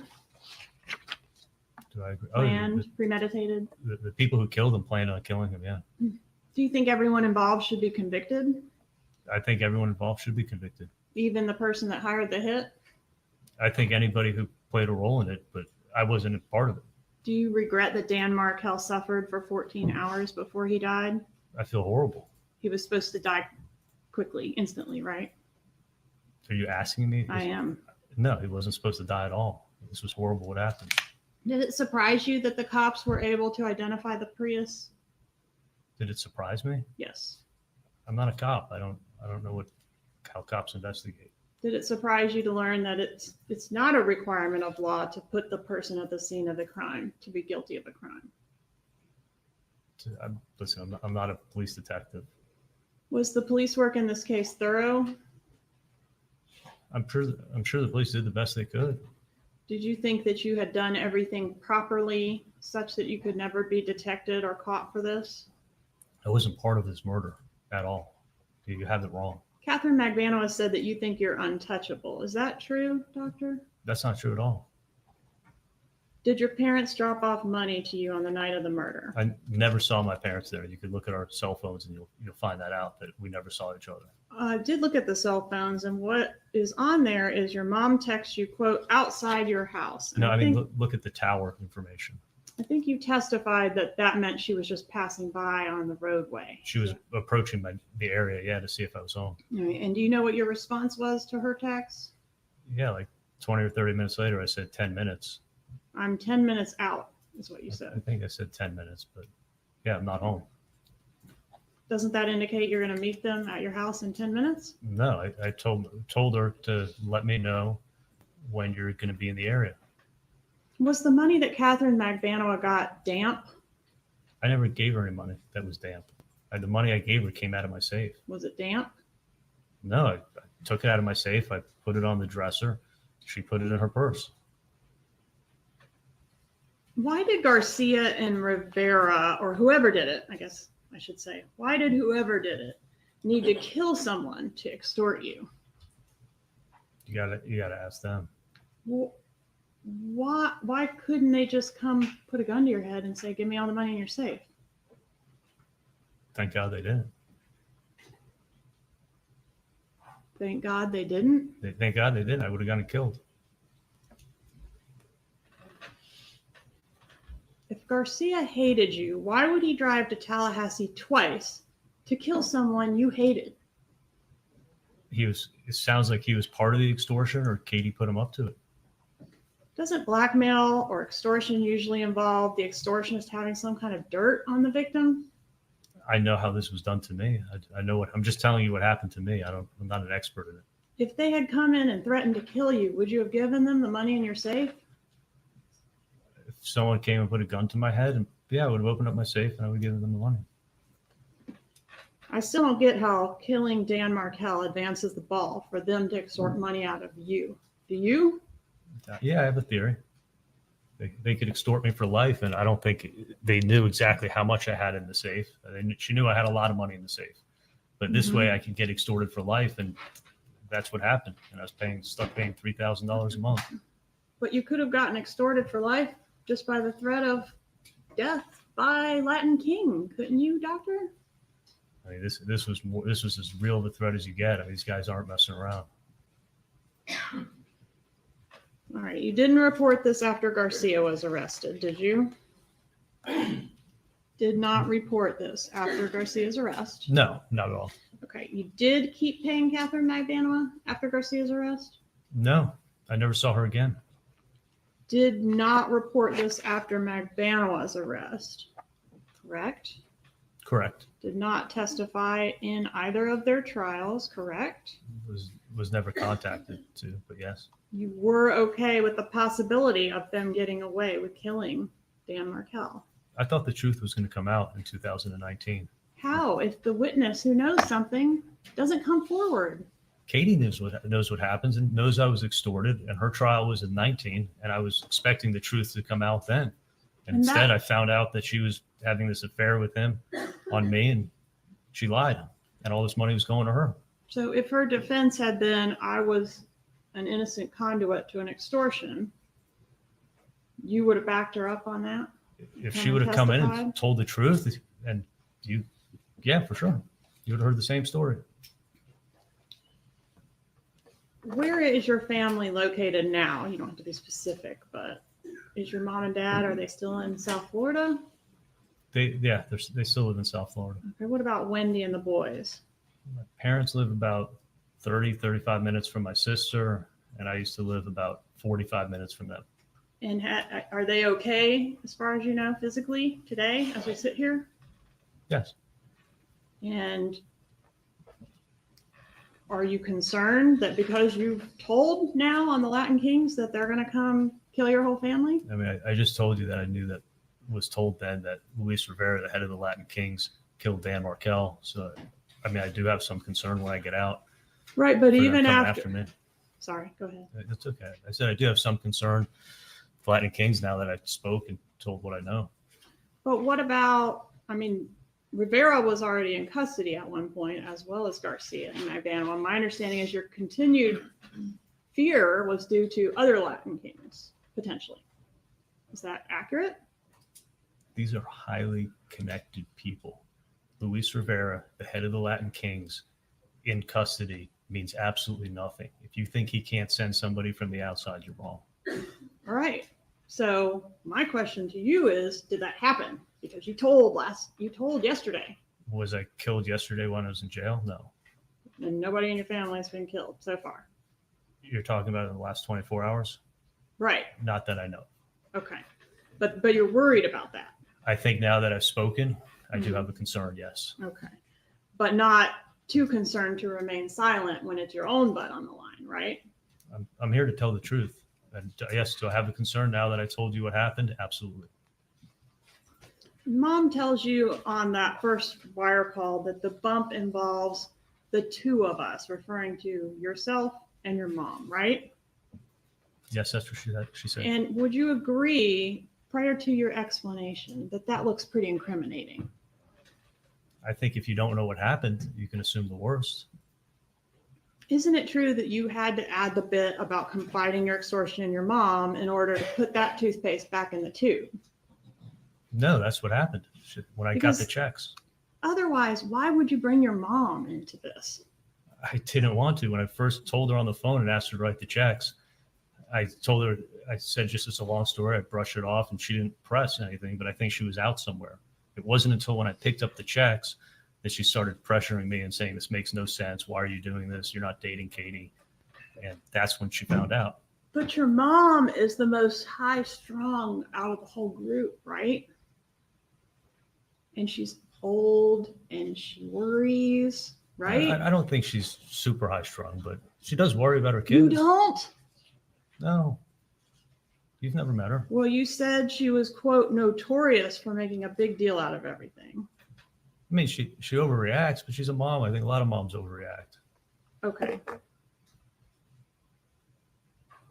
You could have told her, Katie's down on her luck and I'm just going to be putting her on the payroll. I mean, you were making enough money. You could tell her to just write checks, couldn't you? Why'd you have to tell her it was an extortion from Latin King gang members? Well, okay, at that time, I didn't know anything about the Latin Kings.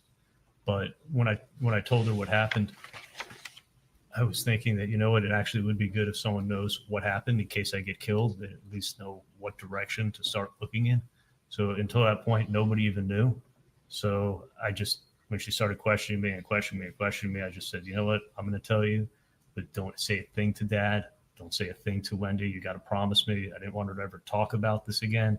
And that was the day that she found out, was when I got the checks. What she doesn't say on the wire is, it's happening again. I was approached by another extortionist today. Does she say that? No, she's talking very carefully. And you say carefully, but isn't carefully the same thing as code? No, they're two totally separate things. You know the difference? You weren't really giving her money for a TV, were you? Giving her money for a TV. This TV is probably going to be about $5. Okay. I need you to bring cash tonight. I wish she picked another object on planet Earth other than TV. But TV is code for absolutely nothing. There is no code in this case involving TV. And you keep circling and circling and circling TV, you're wrong. Is it a coincidence that the repair of the TV that you bought Wendy as a divorce gift because it was cheaper than hiring a hitman is your sister's alibi for the murder? And then your mom brings up TV, first call on the wire? It's not an alibi for a murder. She had a broken TV. You got to ask Lincoln who threw the remote at the TV. Was it a coincidence? Is the TV thing a coincidence? That's what I hear you say. Oh, that the repairman was there that day? Yes, sir. Yeah, that is a coincidence. You know what's interesting? Sorry, I just have to pause it there. He just said that Lincoln, so I don't know the children's name in this, and out of respect for them, that's the only time we'll say it. But during his sister's testimony, she said she didn't remember how it got broken. She thinks one of the kids may have thrown something, but he wasn't even there, and he remembers how the TV got broken. That's interesting to me. If I was a juror, that would stand out to me. I'd be like, because again, he just has an answer for everything. And so when it comes to the TV being broken, how did the mom of the child not know how the TV got broken, but he did? And again, he's saying TV is not code for everything. Like I said earlier, that they'd have to be the most unlucky family with the most unfortunate coincidences happening over and over again to them. And it's just so weird that they use TV as a code. And he's trying to say that, nope, that's not a code. That's not what it is. That's not what happened. And so we'll have to see where he goes from here. But I found that interesting. Because how did he know when the sister didn't even know who broke the TV?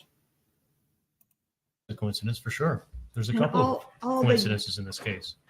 I'm sorry, I cut you off. I said there's a couple of coincidences in this case. I mean, she had people send her an email to go buy a bottle of Bullet bourbon for their Stock the Bar party. And she was driving to a liquor store to buy a bottle of Bullet bourbon. on that day at that time, and her friend sent the email, and you have the email and evidence. Like, is that a coincidence? Yeah, coincidences happen. And that you might not be the right Katie talk. That doesn't seem to really fit with your theory of the case, does it? What was your explanation for that? Why you kept saying you might not be the right Katie? I mean, she's definitely the right Katie, right? Absolutely. She knew it was. I was implying it was her. I was just trying to say, I'm not setting you up, but I need your help. On call B, you call your mom back and you say, you probe her a little bit, and ultimately you say, you think someone's trying to blackmail you? That's crazy. Why does it sound like this is something that's new and unfathomable to you at that moment? Well, because I wasn't even following what my mom was talking about on the first call. And on the second call, when she shocked me when she said that. And I'd been extorted before. And her saying to bring cash, everything just didn't sound right. Could we play clip 4, please? This is from Dolce. Sorry, from what? Clip 4 from Dolce. Okay.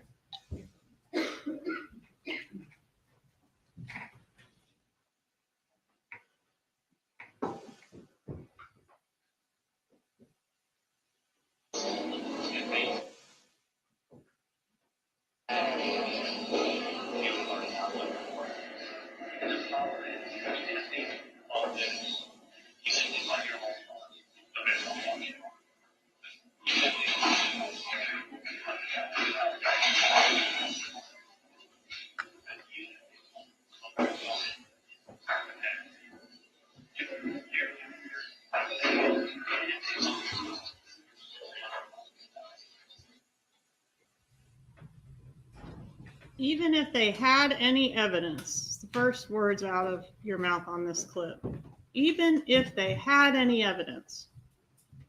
No, strike. The quote is, if they had any evidence, we'd have already gone to the airport. And I know you already testified about this, but does an innocent person say if they had any evidence? Right. Katie's saying it's the police, and I'm saying that we're innocent. They're not going to have any evidence to show we were part of something that we were part of. If we had any part of this, we'd be going to the airport right now.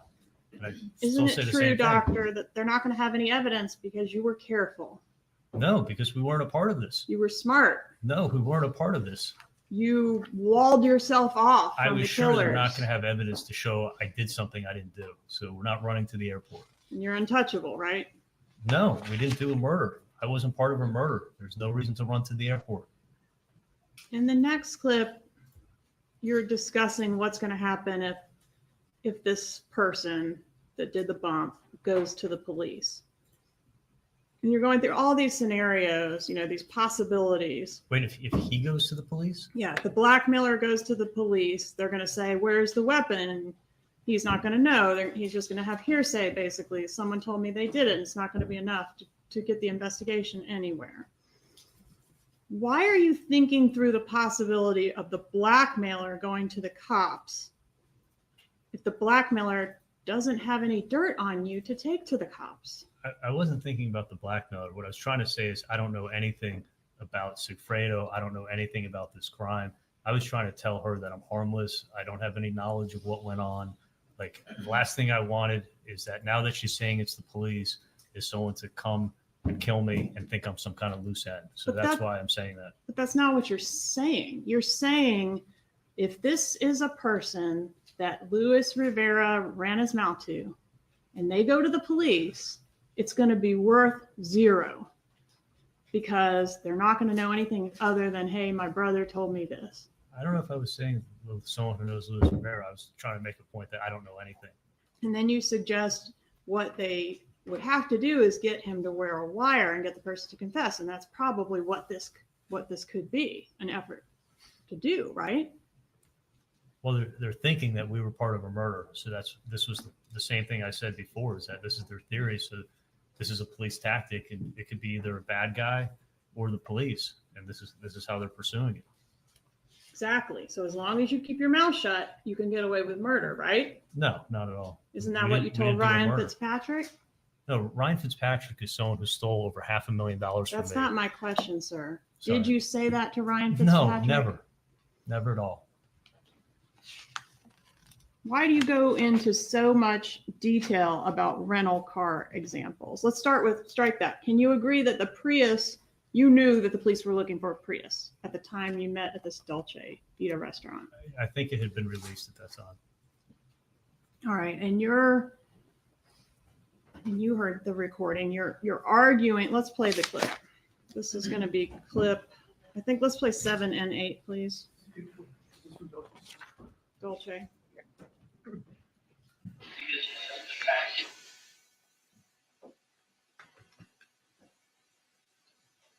Because the fact is like, even if, let's say, you just have my car, and then I go ahead and I apply, and I go, and you're dating in the car, I go, yeah, she was in my car, and she got out, and she did this horrible crime. Okay, they come and they get the DNA in the car, they go, yep, she was in my car. No, he sat in the car for 2 minutes, got the AC, and then got out of the car. He has nothing to do with you guys.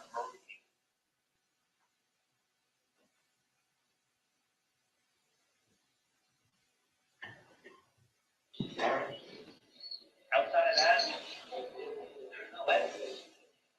Okay? You know, if you have a car and you can link this person to renting that car, okay. But you have to prove that they were also driving that day, and rented it and lent it to a friend. What if you rented a car and hey, can I borrow for the weekend? I'll bring it back on Tuesday. You go, yeah, sure. So you rented the car.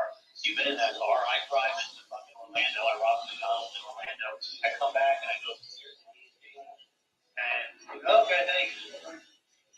Yeah, you rented it, but what if you were fucking out all weekend and you didn't know I took your car? I did something and I brought it back. My point is, I don't have any knowledge of what evidently this person is either pretending to or does. I don't want someone paying to do this.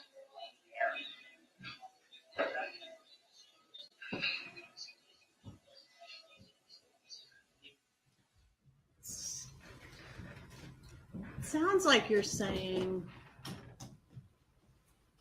even if they track down the Prius, even if there's DNA or fingerprints in the Prius, meaning like they can link someone to the Prius, that's not going to be enough evidence to make any arrests in this case. Is that what you're saying? No, not at all. What I'm doing is I'm restating. You've answered my question. Can I give you an On redirect, you'll have an opportunity. Well, My question was. One moment. My question We're not was- just wildly arguing. Mr. Adelson, please answer the question. okay. I Please can allow, just ask you a yes or no question. please allow me and to you're- answer your question. Okay. Can I? Yeah. Okay, sure. Help yourself out. What I was saying to Katie is that the information she had just told me in the car about Sigfredo not being there when the crime was committed, she told me that Sigfredo was high on drugs at the hotel and that Luis had rented a car and that he's the one who killed Dan. And I'm restating to her that I don't have any knowledge of what went on, and that all I know is that Sigfredo wasn't even there when this happened. So that's what I'm restating to her. That Sigfredo can't be caught even if he's connected to the crime, to the car. I know that Sigfredo wasn't the one who killed Dan. Okay. Wouldn't it be good for you, because you know now that Sigfredo is the extortionist, right? She just told you that in the car. Sigfredo, yeah. Okay. And wouldn't it be good for you if the police investigation into the Prius led to the arrest of the killers / extortionists? If they arrested the people that killed Dan, Yeah. I know the extortion would stop. As long as I kept my mouth shut, I'd be safe. Right. So why are you trying to argue to her that like the car is not going to lead anywhere? They're not going to be able to do anything with the car. That's not what I'm saying. I'm just saying that I know that Sigfredo wasn't the one who killed him.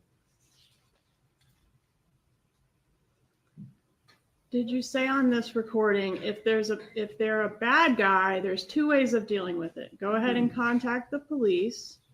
They'll contact him, the blackmailer, and arrange a setup. Take him down and he'll proffer 10 years and now tell us everything you know or else you're going to serve 10 years in prison. Next thing you know, this person is singing. He's calling out your name. My parents are going to have to tell the story of what happened. Singing about what? About the extortion? No, I think you're reading it wrong. I know the audible is bad. What would Are those the words? Yes, sir. What would the extortionist, and now I'm referring to the one that contacted your mother. The Latin King extortion. Well, they're both Latin Yeah. kings, right? The second extortion. What would they have to sing about?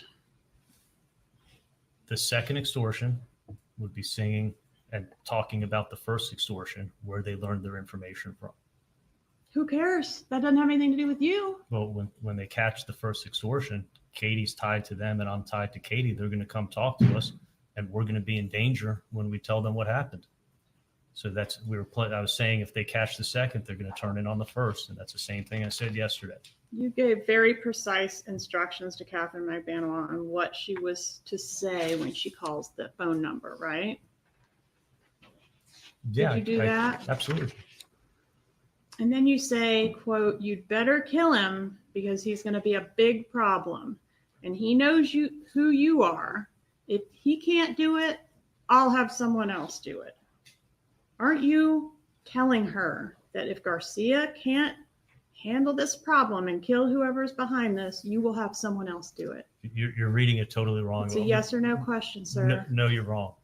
When Dan Markel's murder was taking too long to happen, didn't you tell Catherine McBanois that if she couldn't get it done, you would find someone else to do it? No, I've never said that either. And then you say in the recording, I'm back to Dolce now. Yeah, and guess what? When the effing police show up and there's a doctor, there's an oral surgeon standing there with a dead gang member in his effing driveway, they're not going to come down too hard on me. So you knew you'd be believed if you went to the police, right? I didn't know I'd be believed, but I feared for my life. And then you say, "So help me God, if they fuck with my family, it's going to be fucking Nazi shit, because this will be done." You know what I'm saying? I mean, Katie, I don't care what I spend, okay? I swear to God. What is Nazi shit? That's an expression that Katie would use to describe someone that's going crazy. I think the Nazis were absolutely crazy people. So I'm saying I'm going to get somebody to go crazy on the guy that's trying to extort my mom for money. I'll pay someone to go threaten him and to scare him. I was not talking about killing anybody. Well, you say the word kill. Yes? No. Oh, when you're putting the words in my mouth, well, we can No, do that sir. sentence. Do you say the word kill? I'm talking about if Sigfredo's coming after you, he's such a dangerous guy, you'd have to kill him to stop him. That's the only thing you could do. Not talking about killing the extorter. I'm talking second extortion. Okay. I'm saying that if Sigfredo's coming after you, the only thing that you could do is you'd have to kill him to stop him. I'm not talking about killing anybody. I'm talking about that's the only way that you could stop Sigfredo from coming after you is you would have to kill him. And that's exactly what I said there. You're wrong. That's exactly what I said. All right. Thank you. Nazis kill, right? Isn't that like their primary objective? No, I think Nazis are insane, crazy people. That exterminate, right? That kill, yes, but they're crazy. That was an expression she would use, and that's when I used it to her, but basically saying I'm gonna have someone go crazy on this guy. I could have used the word crazy. I thought it was interchangeable. Isn't what you're doing here in this portion of the tape feeling her out to make sure Garcia doesn't have any bad feelings toward you? When I said it, yeah, I thought he could have been behind the second extortion. I think I've said that before. And you go into like how your relationships didn't overlap. You never disrespected him. And you mentioned that, you don't think that I assume you mean these other people, associates that have contacted your mom would want to mess with his connections, right? You remember? You're talking about the copycat extortion. Right. And then you ask if he's too far removed, or can he still make a call? Are you referring to Garcia in that? Yeah, exactly. So can Garcia make a call to try to figure out who this is. Okay, Garcia helped stop the second extortion. Someone's doing a piggyback extortion on the first. That's exactly what I said. On the topic of conversation for Catherine Magbanua, don't you say, I look for things to do? I show you, that's the difference. You don't ask me for shit. You said all those things. Right? Absolutely. That's proving what I've been saying all along is that I didn't think she was part of this. So I was doing things to keep her happy from time to time. Ethan's birthday, I brought up there. I gave her $300. I helped her out with the car when her car was broken. For sure. And then you say, listen, you giving somebody money is not an admission of any kind of guilt. Would paying the money have made her look guilty? That's what she was saying to me. She said it's the police. You can't pay the police. They're going to think you were part of a murder and they're going to arrest you. But if it was an extortionist, it could have created a monster, right? And if you don't pay the extortionist, you could get killed. So when Or you these could keep getting guys, extorted. I'm sorry, go I ahead. said if you don't pay the extortionist, you could get killed, or you could keep getting extorted. But your main concern was that if we pay, this guy will think I'm an ATM machine, right? He'll keep coming back again and again and again. Don't you articulate that to Catherine Magbanua? If it was an extorter, that was one of the concerns. The other concern was not paying him and getting killed. But what you say is, well, I don't remember the quote exactly. The main concern, what I'm most worried about is that they're going to keep coming back for more, right? I don't remember using the word the main concern. But what you don't say in here is like what you or your homies have been doing to me for 2 years. Of course not. I don't want her to think I'm setting her up.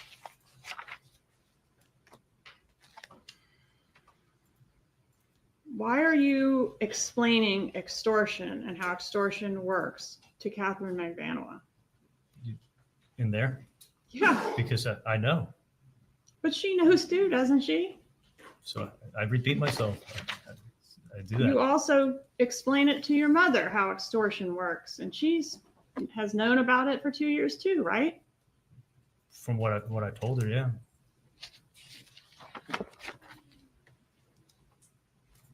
I'm reminding her. Then you say, if someone's messing with you, they're messing with me. And if someone's messing with me, they're messing with you. It's one and the same, right? Yes, I said that. You're in this together, right? We're both innocent.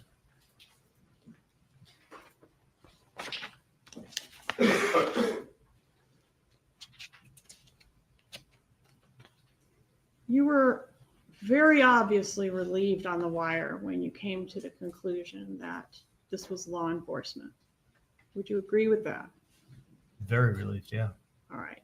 And at that same time that on the wire you're expressing relief, or I should say, shortly after all the relief expressed on the wire, we've got the arrest of Catherine Magbanua, right? No. No. Okay. Would you agree that it goes relief on the wire, then arrest of Catherine Magbanua? Do you want to give me dates? Because Kathy was arrested 6 months later.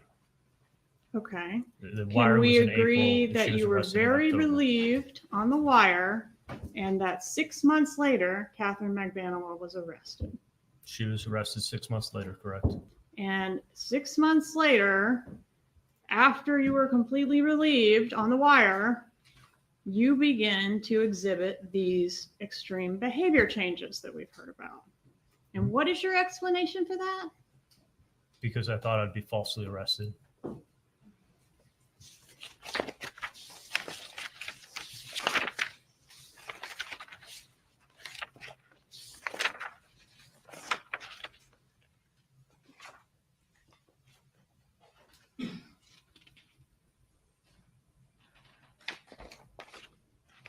Did you encourage Catherine Magbanua to reconcile with Garcia?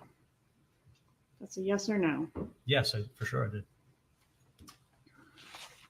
Was that a good decision for her or a good decision for you? Neither.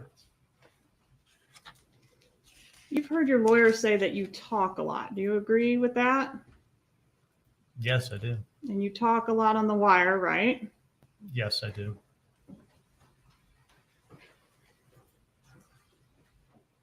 Do you agree you're not a direct person?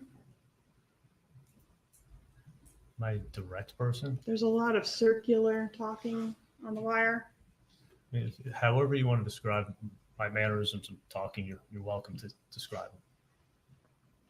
I'll do that in closing. What I'm asking is, do you agree that you are like that? I think at times I'm direct, for sure. Do you have a way of saying things without really saying it? No, I think I'm pretty direct with things. Do you think you can talk your way out of this? No, I don't. I'm not part of a murder. Who are they going to believe, right? An oral surgeon or a gangster? That's extorting me in my driveway and coming and threatening me. You're untouchable, right? No, I'm not part of this murder. There was a lot of talk about going to the police on the wire, which I think we've well established did not happen. But you've always gone to the police before, right? I've had other things that I've gone to the police for, yeah. You've gone to the police in reference to something to do with your child's mother? Yes or no? Yes. You've gone to the police when you were threatened to be blackmailed over something with a woman back in 2015.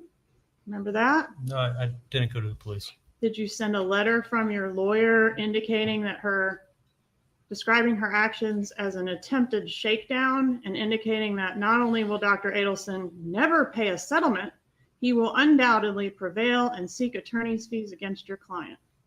Right. That's a civil complaint, and somebody was making an unfounded civil complaint and threatening filing a lawsuit, and an attorney handled the civil complaint. The police were never notified, but it was a civil suit. It was somebody trying to shake you down for money. It was a unfounded claim from a civil suit to me and another dentist that it was involving. It was a claim that potentially had criminal implications as well, wasn't it, doctor? For me? Yes. No. There was never a police investigation with that. In 2018, did you report an aggravated assault where a vehicle was driving aggressively and narrowly avoided striking you?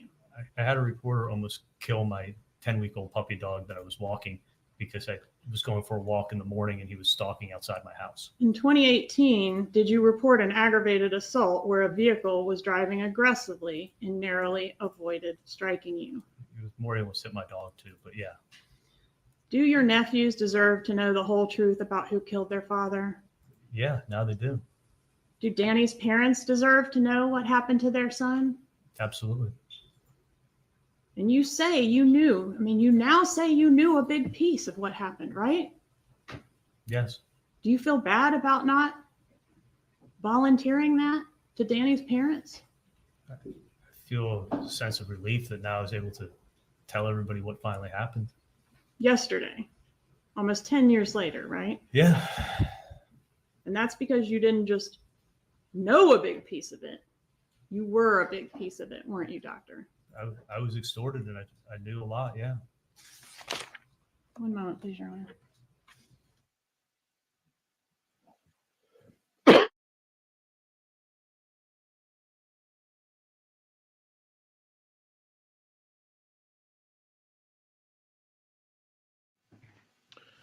Before we redirect, do any of the members of the jury need to take a break? Redirect. Before we continue with the examinations.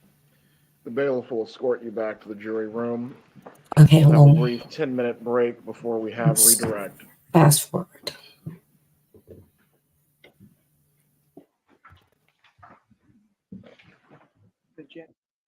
Is this their recap? It looks like. Sorry, I am not a seasoned veteran at this. This looks like they're back in the courtroom.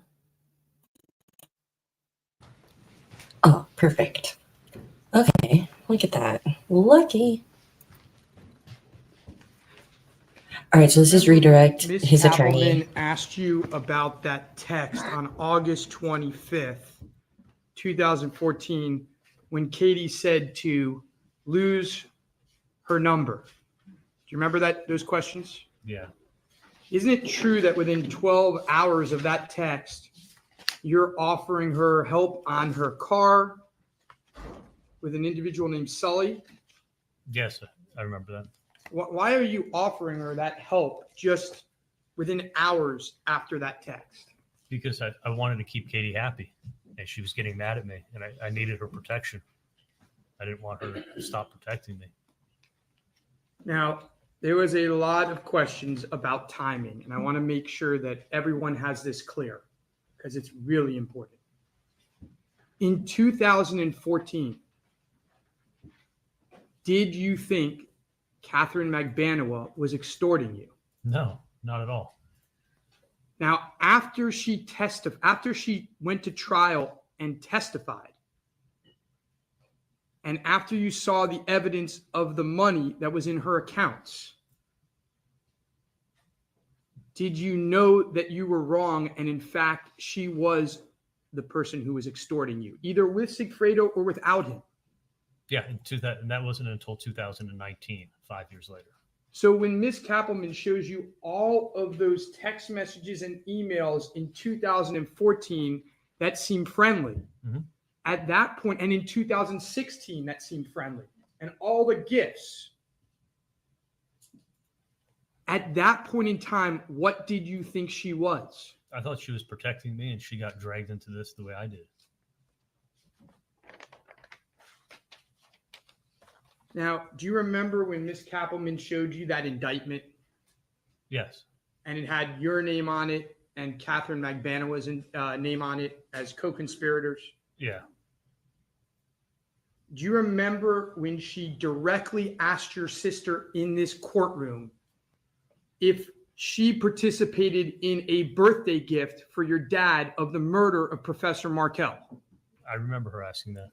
So her name's not in that indictment, but were you in this courtroom when the first thing in opening the state put on the board was a picture of all of you, because their theory is that all of you participated in this murder, right? Yeah, they said me, my mom, my dad, my sister. And their theory is wrong about your sister, correct? 100%. Just like it's wrong about you. 100%. Now, Ms. Kappelman asked you about you paying over time as opposed to just paying the money all up front. Why did you pay over time? The reason I didn't pay it all off is because it became like a life insurance policy. And I felt like every month when I paid, I felt like they weren't going to kill me, because if they killed me, they wouldn't get the money next month. Ms. Kappelman asked you, does it make sense? Why wouldn't they just rob you? Remember she asked you that question? Yeah. Were you in the courtroom? Do you recall when you were in the courtroom? Do you recall Luis Rivera saying he just wanted to rob the lady? Do you recall that? Yes. And do you recall he said that Sigfredo Garcia told him that Katie told him, we can't just rob the lady. We have to do a murder. Yes. Now, you don't know. You were told in the car that Luis Rivera was the killer. You've learned since that Sigfredo Garcia was the shooter, right? I learned that he was convicted of shooting Dan. But in 2016, when I was sitting in the car, Katie was telling me that he went up in the rental car and that he was high on drugs, and that it was Luis Rivera, the head of the Latin Kings, that killed Dan. She was protecting her husband. Yeah, that's what she was telling me. At the time, I thought she wasn't a part of it, and she was telling me the truth. Now, Ms. Kappelman asked you about other times that you have called the police since this case began. Right. Well, not since this case began, but since the events of this case. She asked you about a photographer in a car. She asked you about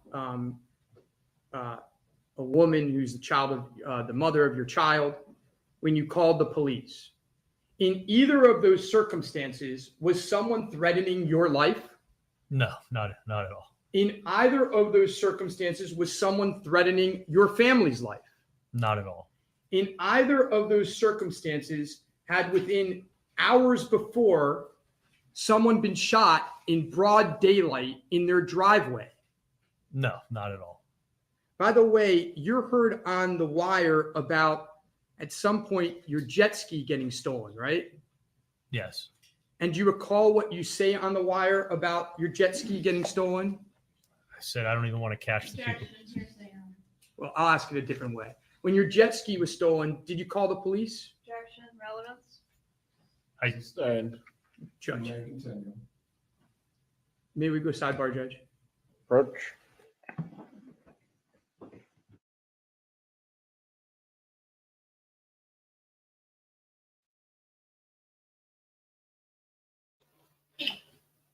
Okay, I guess I can talk over this because it's a sidebar now. But I just have to say how much I love the prosecutor in this. I really, really hope that we have someone who is extremely likable, like she is. She seems like soft but abrasive at the same time. Like she will get you, but you don't feel mad at her when she's being on the attack. And so I really hope we have someone like that. Not that I believe in Alexi's case, the prosecutor that we saw in the motion hearing, her name is Diane Luce. She's great. She seemed to know her facts and was on it with everything, but I'm hoping to have maybe someone a little softer, someone in this, like this prosecutor, just because you really don't want to come off. I mean, Alexi's guilt shines through, so you don't want to come off as like hammering her down because it could turn the jury off. So I'm really, really hopeful that we have someone kind of like this who's just like can be soft and kind of ask the questions, but is aggressive in their strategy because she's a great prosecutor. All right, Angela, have a good weekend.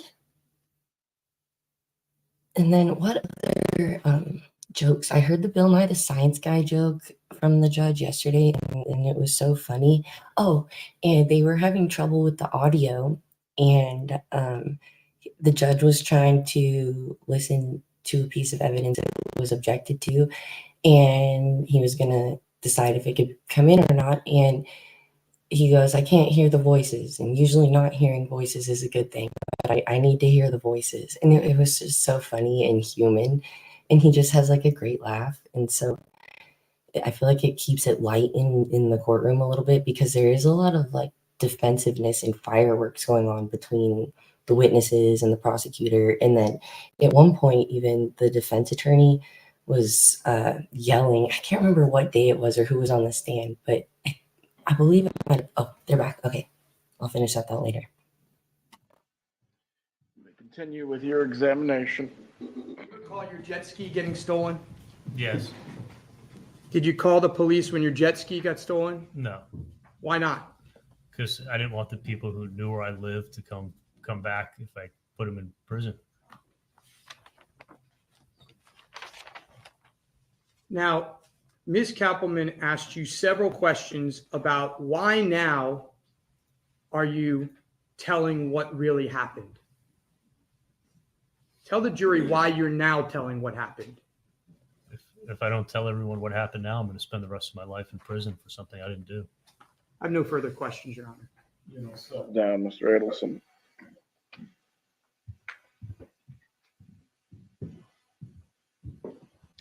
The attorney is going to approach again on a brief matter.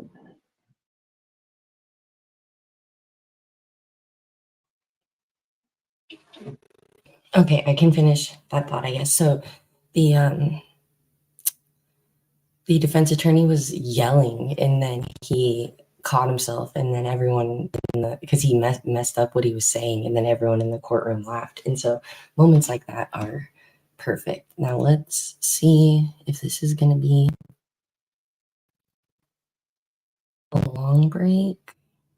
And that looks like when they do their recap, they put all the stuff over it.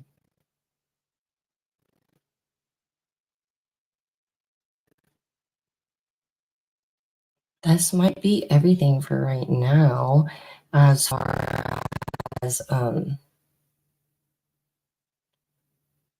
they might do a recross, but as far as right now, it doesn't look like they have streamed that yet. They've probably gone to lunch. So this might be a good place to pause and end this. And then let me see if I can explain any of these questions here. The mom, I'm not sure who you mean by asking if it's the mom. There's a lot of phone calls with his mom, and then Katie or Catherine Magbanema. I'm not exactly sure how you say her name. I've heard it pronounced different ways, and I don't know how to pronounce it. That is the woman who's connected to the Latin Kings. Yeah, that's her baby's father is, I guess, some very big head of the Latin Kings. Yeah, they might be done, and then maybe we'll get closing statements on Monday, because they said yesterday, I believe, that the defense doesn't have anyone else to call. I have news that's going to make you terribly sad. Well, before I give that, Mr. Rauschbaum, Oh, no. Yeah, you're right. It's going to be you intend to call. that they're done. Does the Okay. state plan to call a rebuttal case at this time? No, Your Honor. Oh, With both parties having rested their cases, I am going to release you for the afternoon to return on Monday. I know. Yep, shock okay. faces. With that, once again, I'm going to give you the same instruction. Do not discuss the case with each other or anyone else. Do not watch any news coverage. Do not find out any information concerning this matter. Again, this is going to be extremely important. Oh, wow. This instruction is being given. That's interesting timing. So the jury is going to get the whole weekend to go sit and think about this and then come back and deliberate on Monday. And so depending on if anyone was swayed by the defense's case, or especially the defendant's testimony, we'll see. Because I said it in chat, but I don't know if everyone knows, the woman I was just talking about, Catherine Magbanema, she was offered a plea deal originally by the state to turn on everyone. She denied the plea deal, went to trial, had a mistrial, and then in her second trial was found guilty and is serving life in prison. And then both of the men are also serving life in prison, the one who drove and the shooter. So for Charlie, I think if he falls, the rest of the family falls, because if he's found guilty, then obviously the state's able to make this case, and then the mom and the sister are going to be found guilty. Obviously, it's a little bit different evidence for each of them, but the evidence in itself is damning. Like how the sister drove by the street right after the murder happens and didn't inquire about her children. That just stands out to me so much. I know I keep harping on that, but I just don't know what mom wouldn't at least call the daycare and make sure the kids made it to daycare, call the ex-husband and be like, what's going on your street? I don't care how contentious it is. Your kids are supposed to be there or near a street that's blocked off with police presence. And she herself is a trained attorney, the mom in this case, the ex-wife. And so why are you not questioning what's going on with your kids and why they, when something very serious happened on their street? That's so suspect to me. So it would be different evidence, but it would be still so very, very interesting to see their cases. And if he falls, they fall for sure, because there's no him without them. What is this brother doing, hiring a hitman out of nowhere without anyone's help or no accomplices, And so everything is so weird. They call him a mastermind. I don't know if they get a mistrial, maybe that would be a deserved title, but I feel like their code words and stuff aren't very mastermind, and there would have been other ways to get away with this. He obviously had a bunch of money, and they didn't seem worried about getting the money. They seemed to trust him with the money. Wouldn't you just have the dude killed and then leave the country or something if you were that much of a criminal mastermind and never pay them the money, all that hundreds of thousands that he has in his safe? I would, if I was a real criminal, isn't that what I would do? I'd be like, okay, they're going to do the hit and then we're all leaving because we have enough cash to make a whole new life in another country. And so I don't understand. I don't know if maybe some jurors will be swayed, but as far as me, I'm like, I don't know. I think you're pretty guilty, especially the sister, because it wouldn't even have to be my own kids. It could be any of my siblings' kids. It could be anyone. That if I was like, what the heck is this police presence on their street? And I just am like, oh, I'm not going to check if they made it to daycare. I'm not going to call their dad. I'm not going to do anything. Just hope nothing happened to my family on that street. That's crazy to me. And so, and the other crazy thing, and it wasn't letting me put it in the comments, it kept not posting it. And I was trying to get around, I think it was censors, but he says that he had firearms in his safe with all the money. And at one point, the prosecutor asked, well, what would you do if the extorter did come to your house to get you and had a gun? And he was like, I'd give them the money. And that just doesn't make sense to me, because isn't that why you keep guns in your safe? Because you're acting like, okay, I'm going to get you the money. I'm going to get you the money. As soon as you open the safe, you grab the gun and shoot the intruder or the robber or the extorter, whoever. Isn't that why you keep guns? I don't know. Maybe you don't want people to steal your guns, but isn't that kind of a secondary reason to keep a gun in your safe? So it's like a last line of defense if you are being robbed at gunpoint. And so it's just so weird that he's like, I would just give up the money. I would just do it. I don't know. It just doesn't make any sense to me, because you guarantee, especially in Florida, you have castle doctrine. You could just, if someone is inside your house with a firearm, you're not even going to be put in cuffs. I've seen funny videos with that sheriff out of Polk County when someone will like have an intruder and then they shoot them and they're like, yep, well, person came on their property, and they like investigate for 3 hours and it's over. And so it's like, you know, that they're pretty like straightforward with defending yourself and your property in Florida and stuff. And so, right, it's not like he had people close to him. No one ever threatened anyone until the mom got bumped by the FBI. And I'm no gang expert or anything like that, but I find it weird to basically say like, well, we're going to extort you and you're going to pay this woman on the record from your parents' dental place $3,000 a month because we killed a guy, and we're going to say that you did it.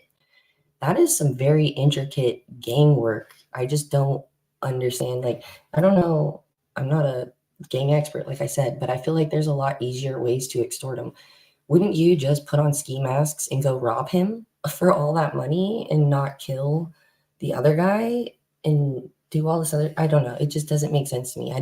I get that like gang members might do murders for hire, and that's more likely what this is, because that's like their line of business. It's like a long hauler getting a job to move something. Gang members get jobs to do illegal activities for other people. I understand that, but I don't understand them being like, you're going to pay us through your mom's and dad's business for years on the record and leave a trail for a murder that we committed to set you up.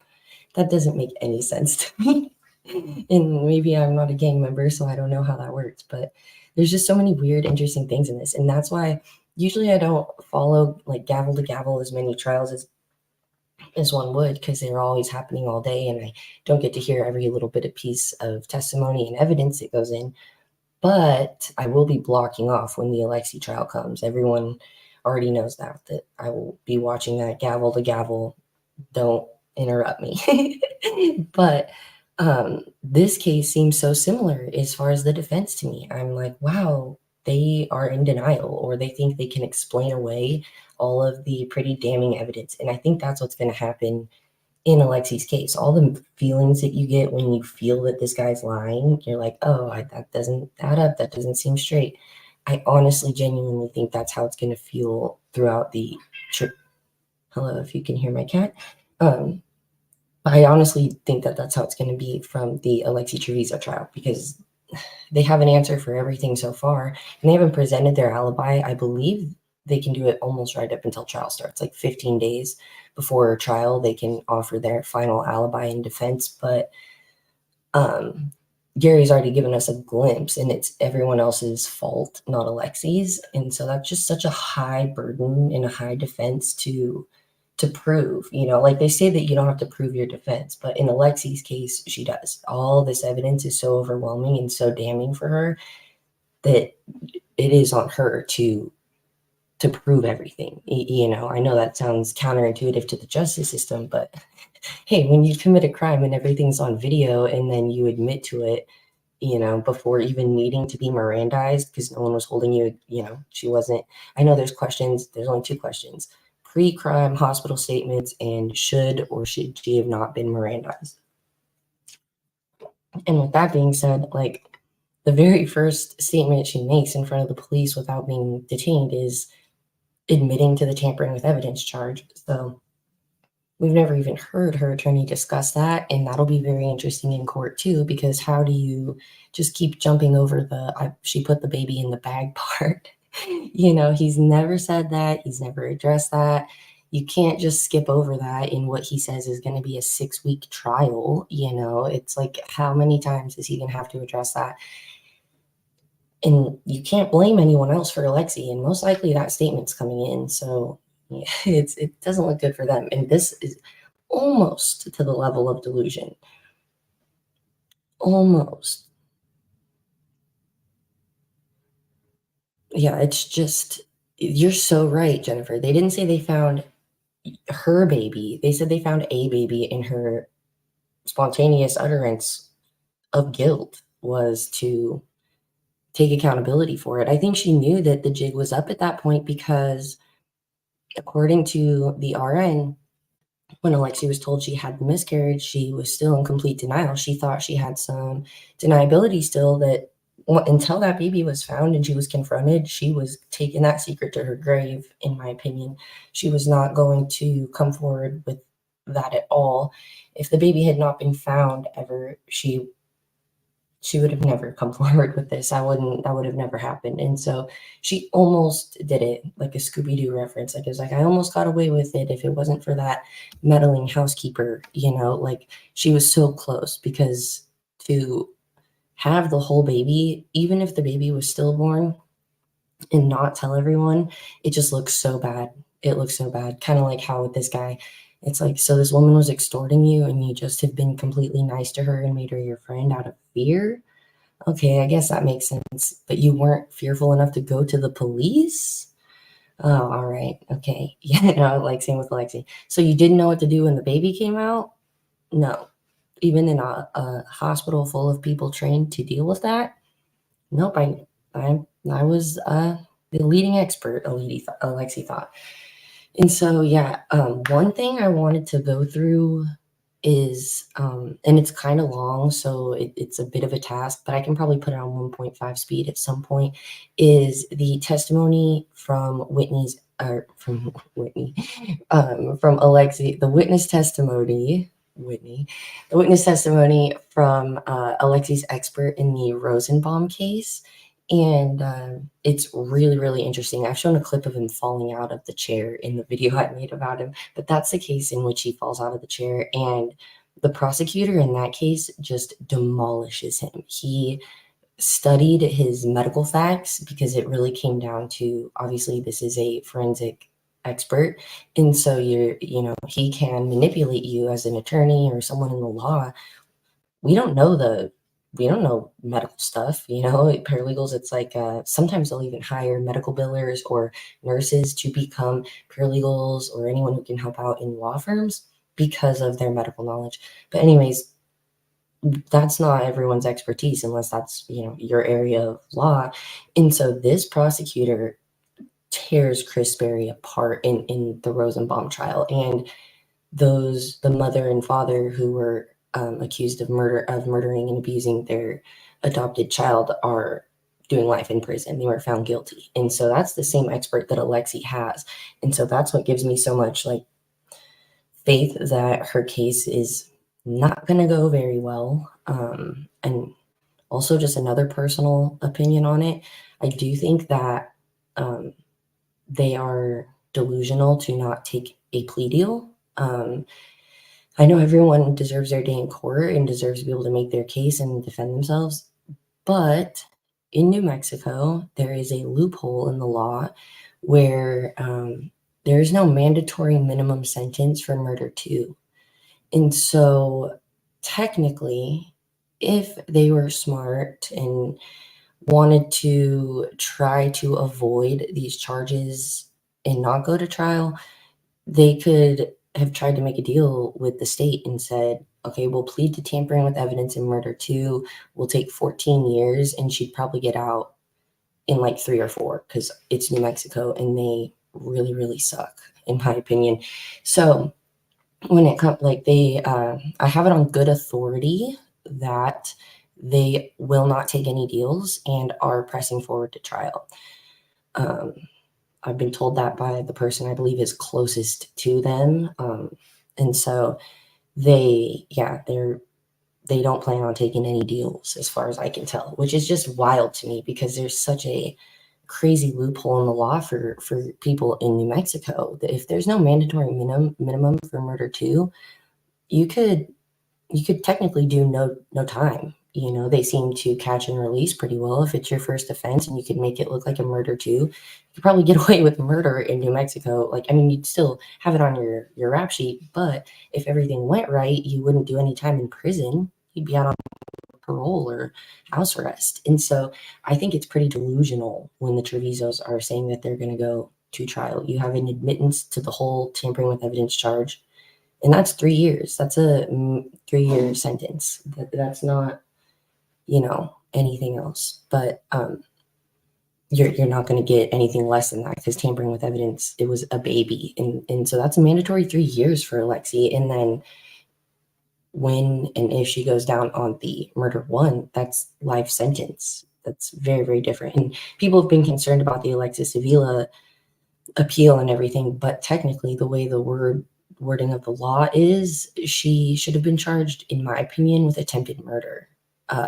That probably would have been a better charge for the Alexis Avila chick because she, the baby, despite like the asthma, it just doesn't really qualify as like a long. I hate saying that because this piece of crap threw her baby in a dumpster in a bag, right? The Alexis Avila chick, but in freezing weather. But they charged her incorrectly, and so that really sucks. And people have worried about that in regards to the Alexi case, and you know how they also mischarged Casey Anthony. But I definitely think that Alexi's for sure going down on her tampering with evidence charge, and they're delusional to not try and take a deal on the murder charge. But that's just my opinion.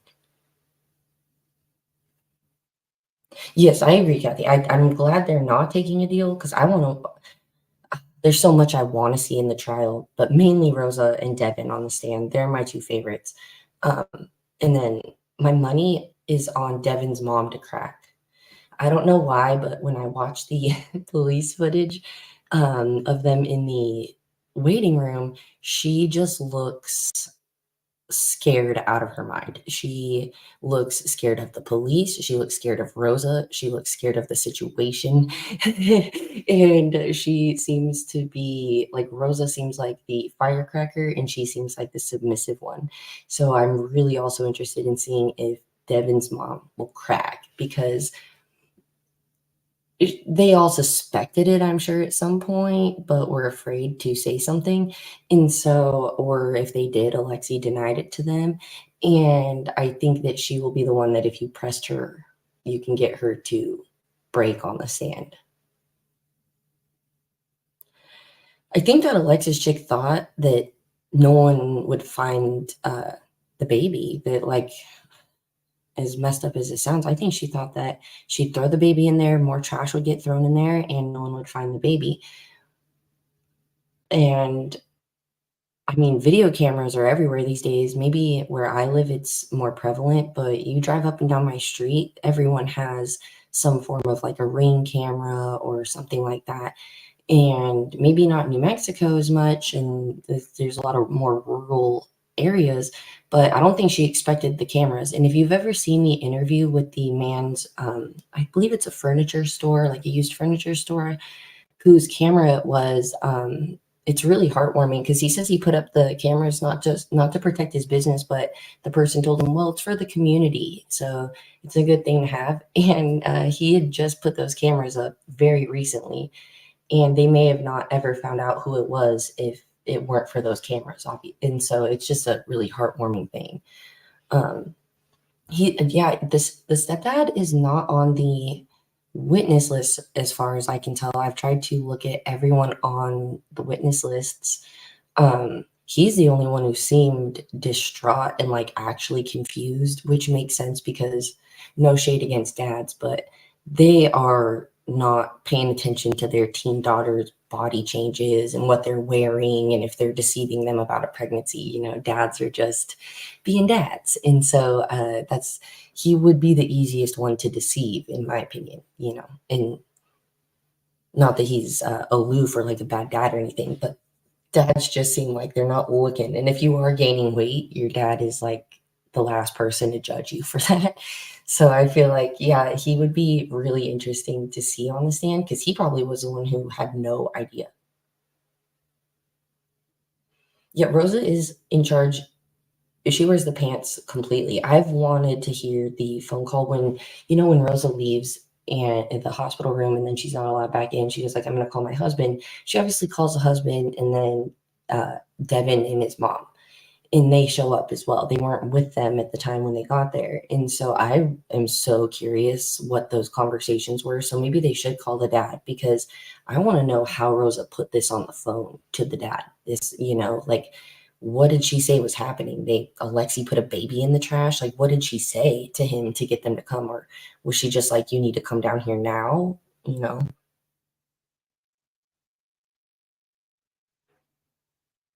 There's a few people on the defense's witness list that I have not been able to find. One of their names is Kathy Crossley. I'm very curious about that woman, Kathy Crossley, because she is not from any of the she's not from the hospital. She's not mentioned anywhere. When I look her up, she's like active in politics. She seems like a very active political person. If it's the right Kathy Crossley from New Mexico, which I'm assuming it is, she's a very weird witness. And so I can't put my finger on that one. But if anyone's like curious about that or has free time, you can Google Kathy Crossley and see like, who the heck is this woman? Because there's like 3 people who I can't put my finger on. 2 of them are experts for the defense, and there's just a few different people on LinkedIn that I'm not exactly sure because they have the same name and stuff. But that Kathy Crossley lady, I'm like, who is she and what is she testifying to? I cannot find anything about her. So if anyone can find anything about her, please let me know. But maybe her and Gary have some kind of connection because Gary is the head of the ACLU of New Mexico. I'm not sure if I've ever talked about that before, but very interesting that Gary Mitchell himself is the head of the ACLU. Oh, school, good thought. Hold on, I'm going to bookmark that because maybe I should look into the school because I think it said Albuquerque was where she was from. And so I was like, maybe she's just some kind of character witness. Maybe she is on some kind of hospital board or something to testify like this is wrong. But I was like, who is this lady? She's very random.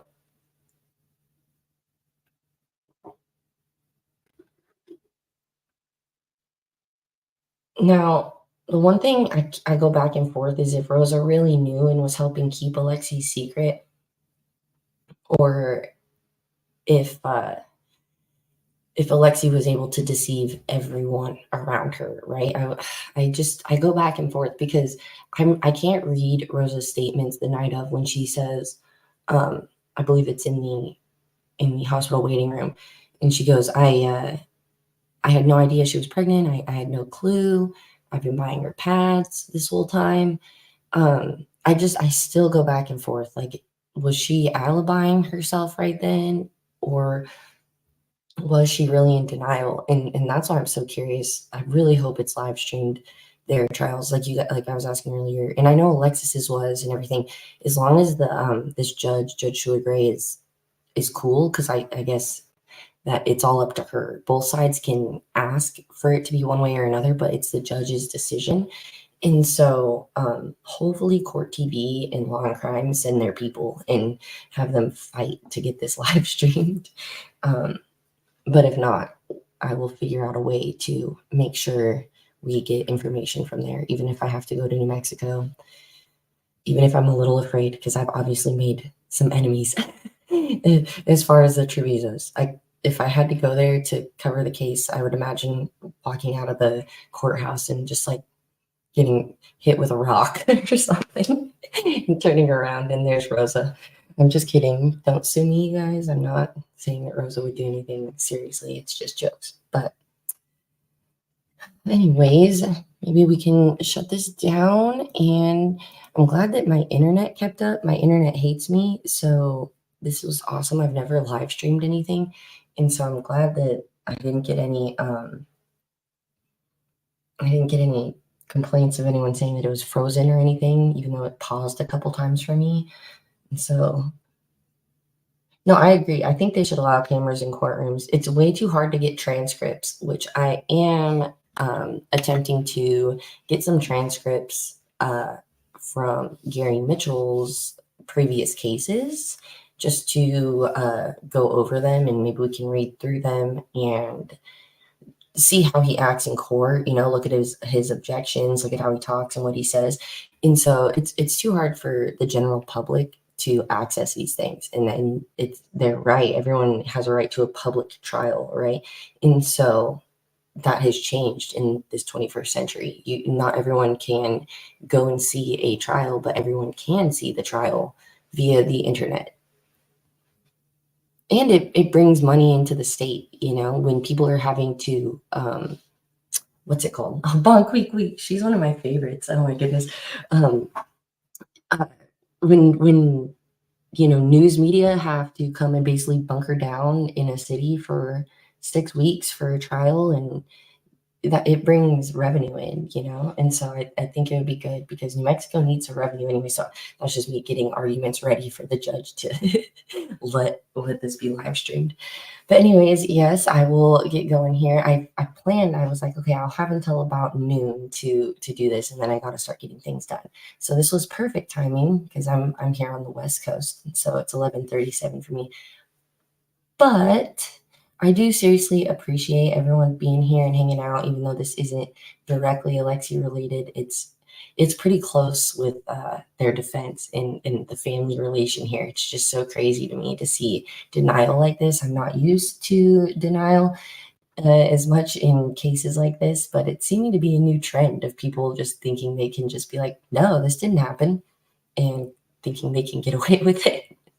And so, I do appreciate each and every one of you guys. I am working on a few Alexi things right now, some breakdowns of witness statements, and then getting Gary Mitchell's transcripts, as well as some background stuff still in regards to the medical records. I know I've been quiet since we got the last little bit of information, which was that email from Artesia General to Alexi, but that email was, at least in my opinion, for the theory that we've posed here, the smoking gun that we needed to prove that this was state's evidence. And so just a little bit of information, I called the New Mexico State Bar because I was like, well, now I have everything I need to prove that something very shady is going on. And in the back of my head, since the judge has been taking so long to decide on this evidence, I was like, oh, well, it might be because of these medical records.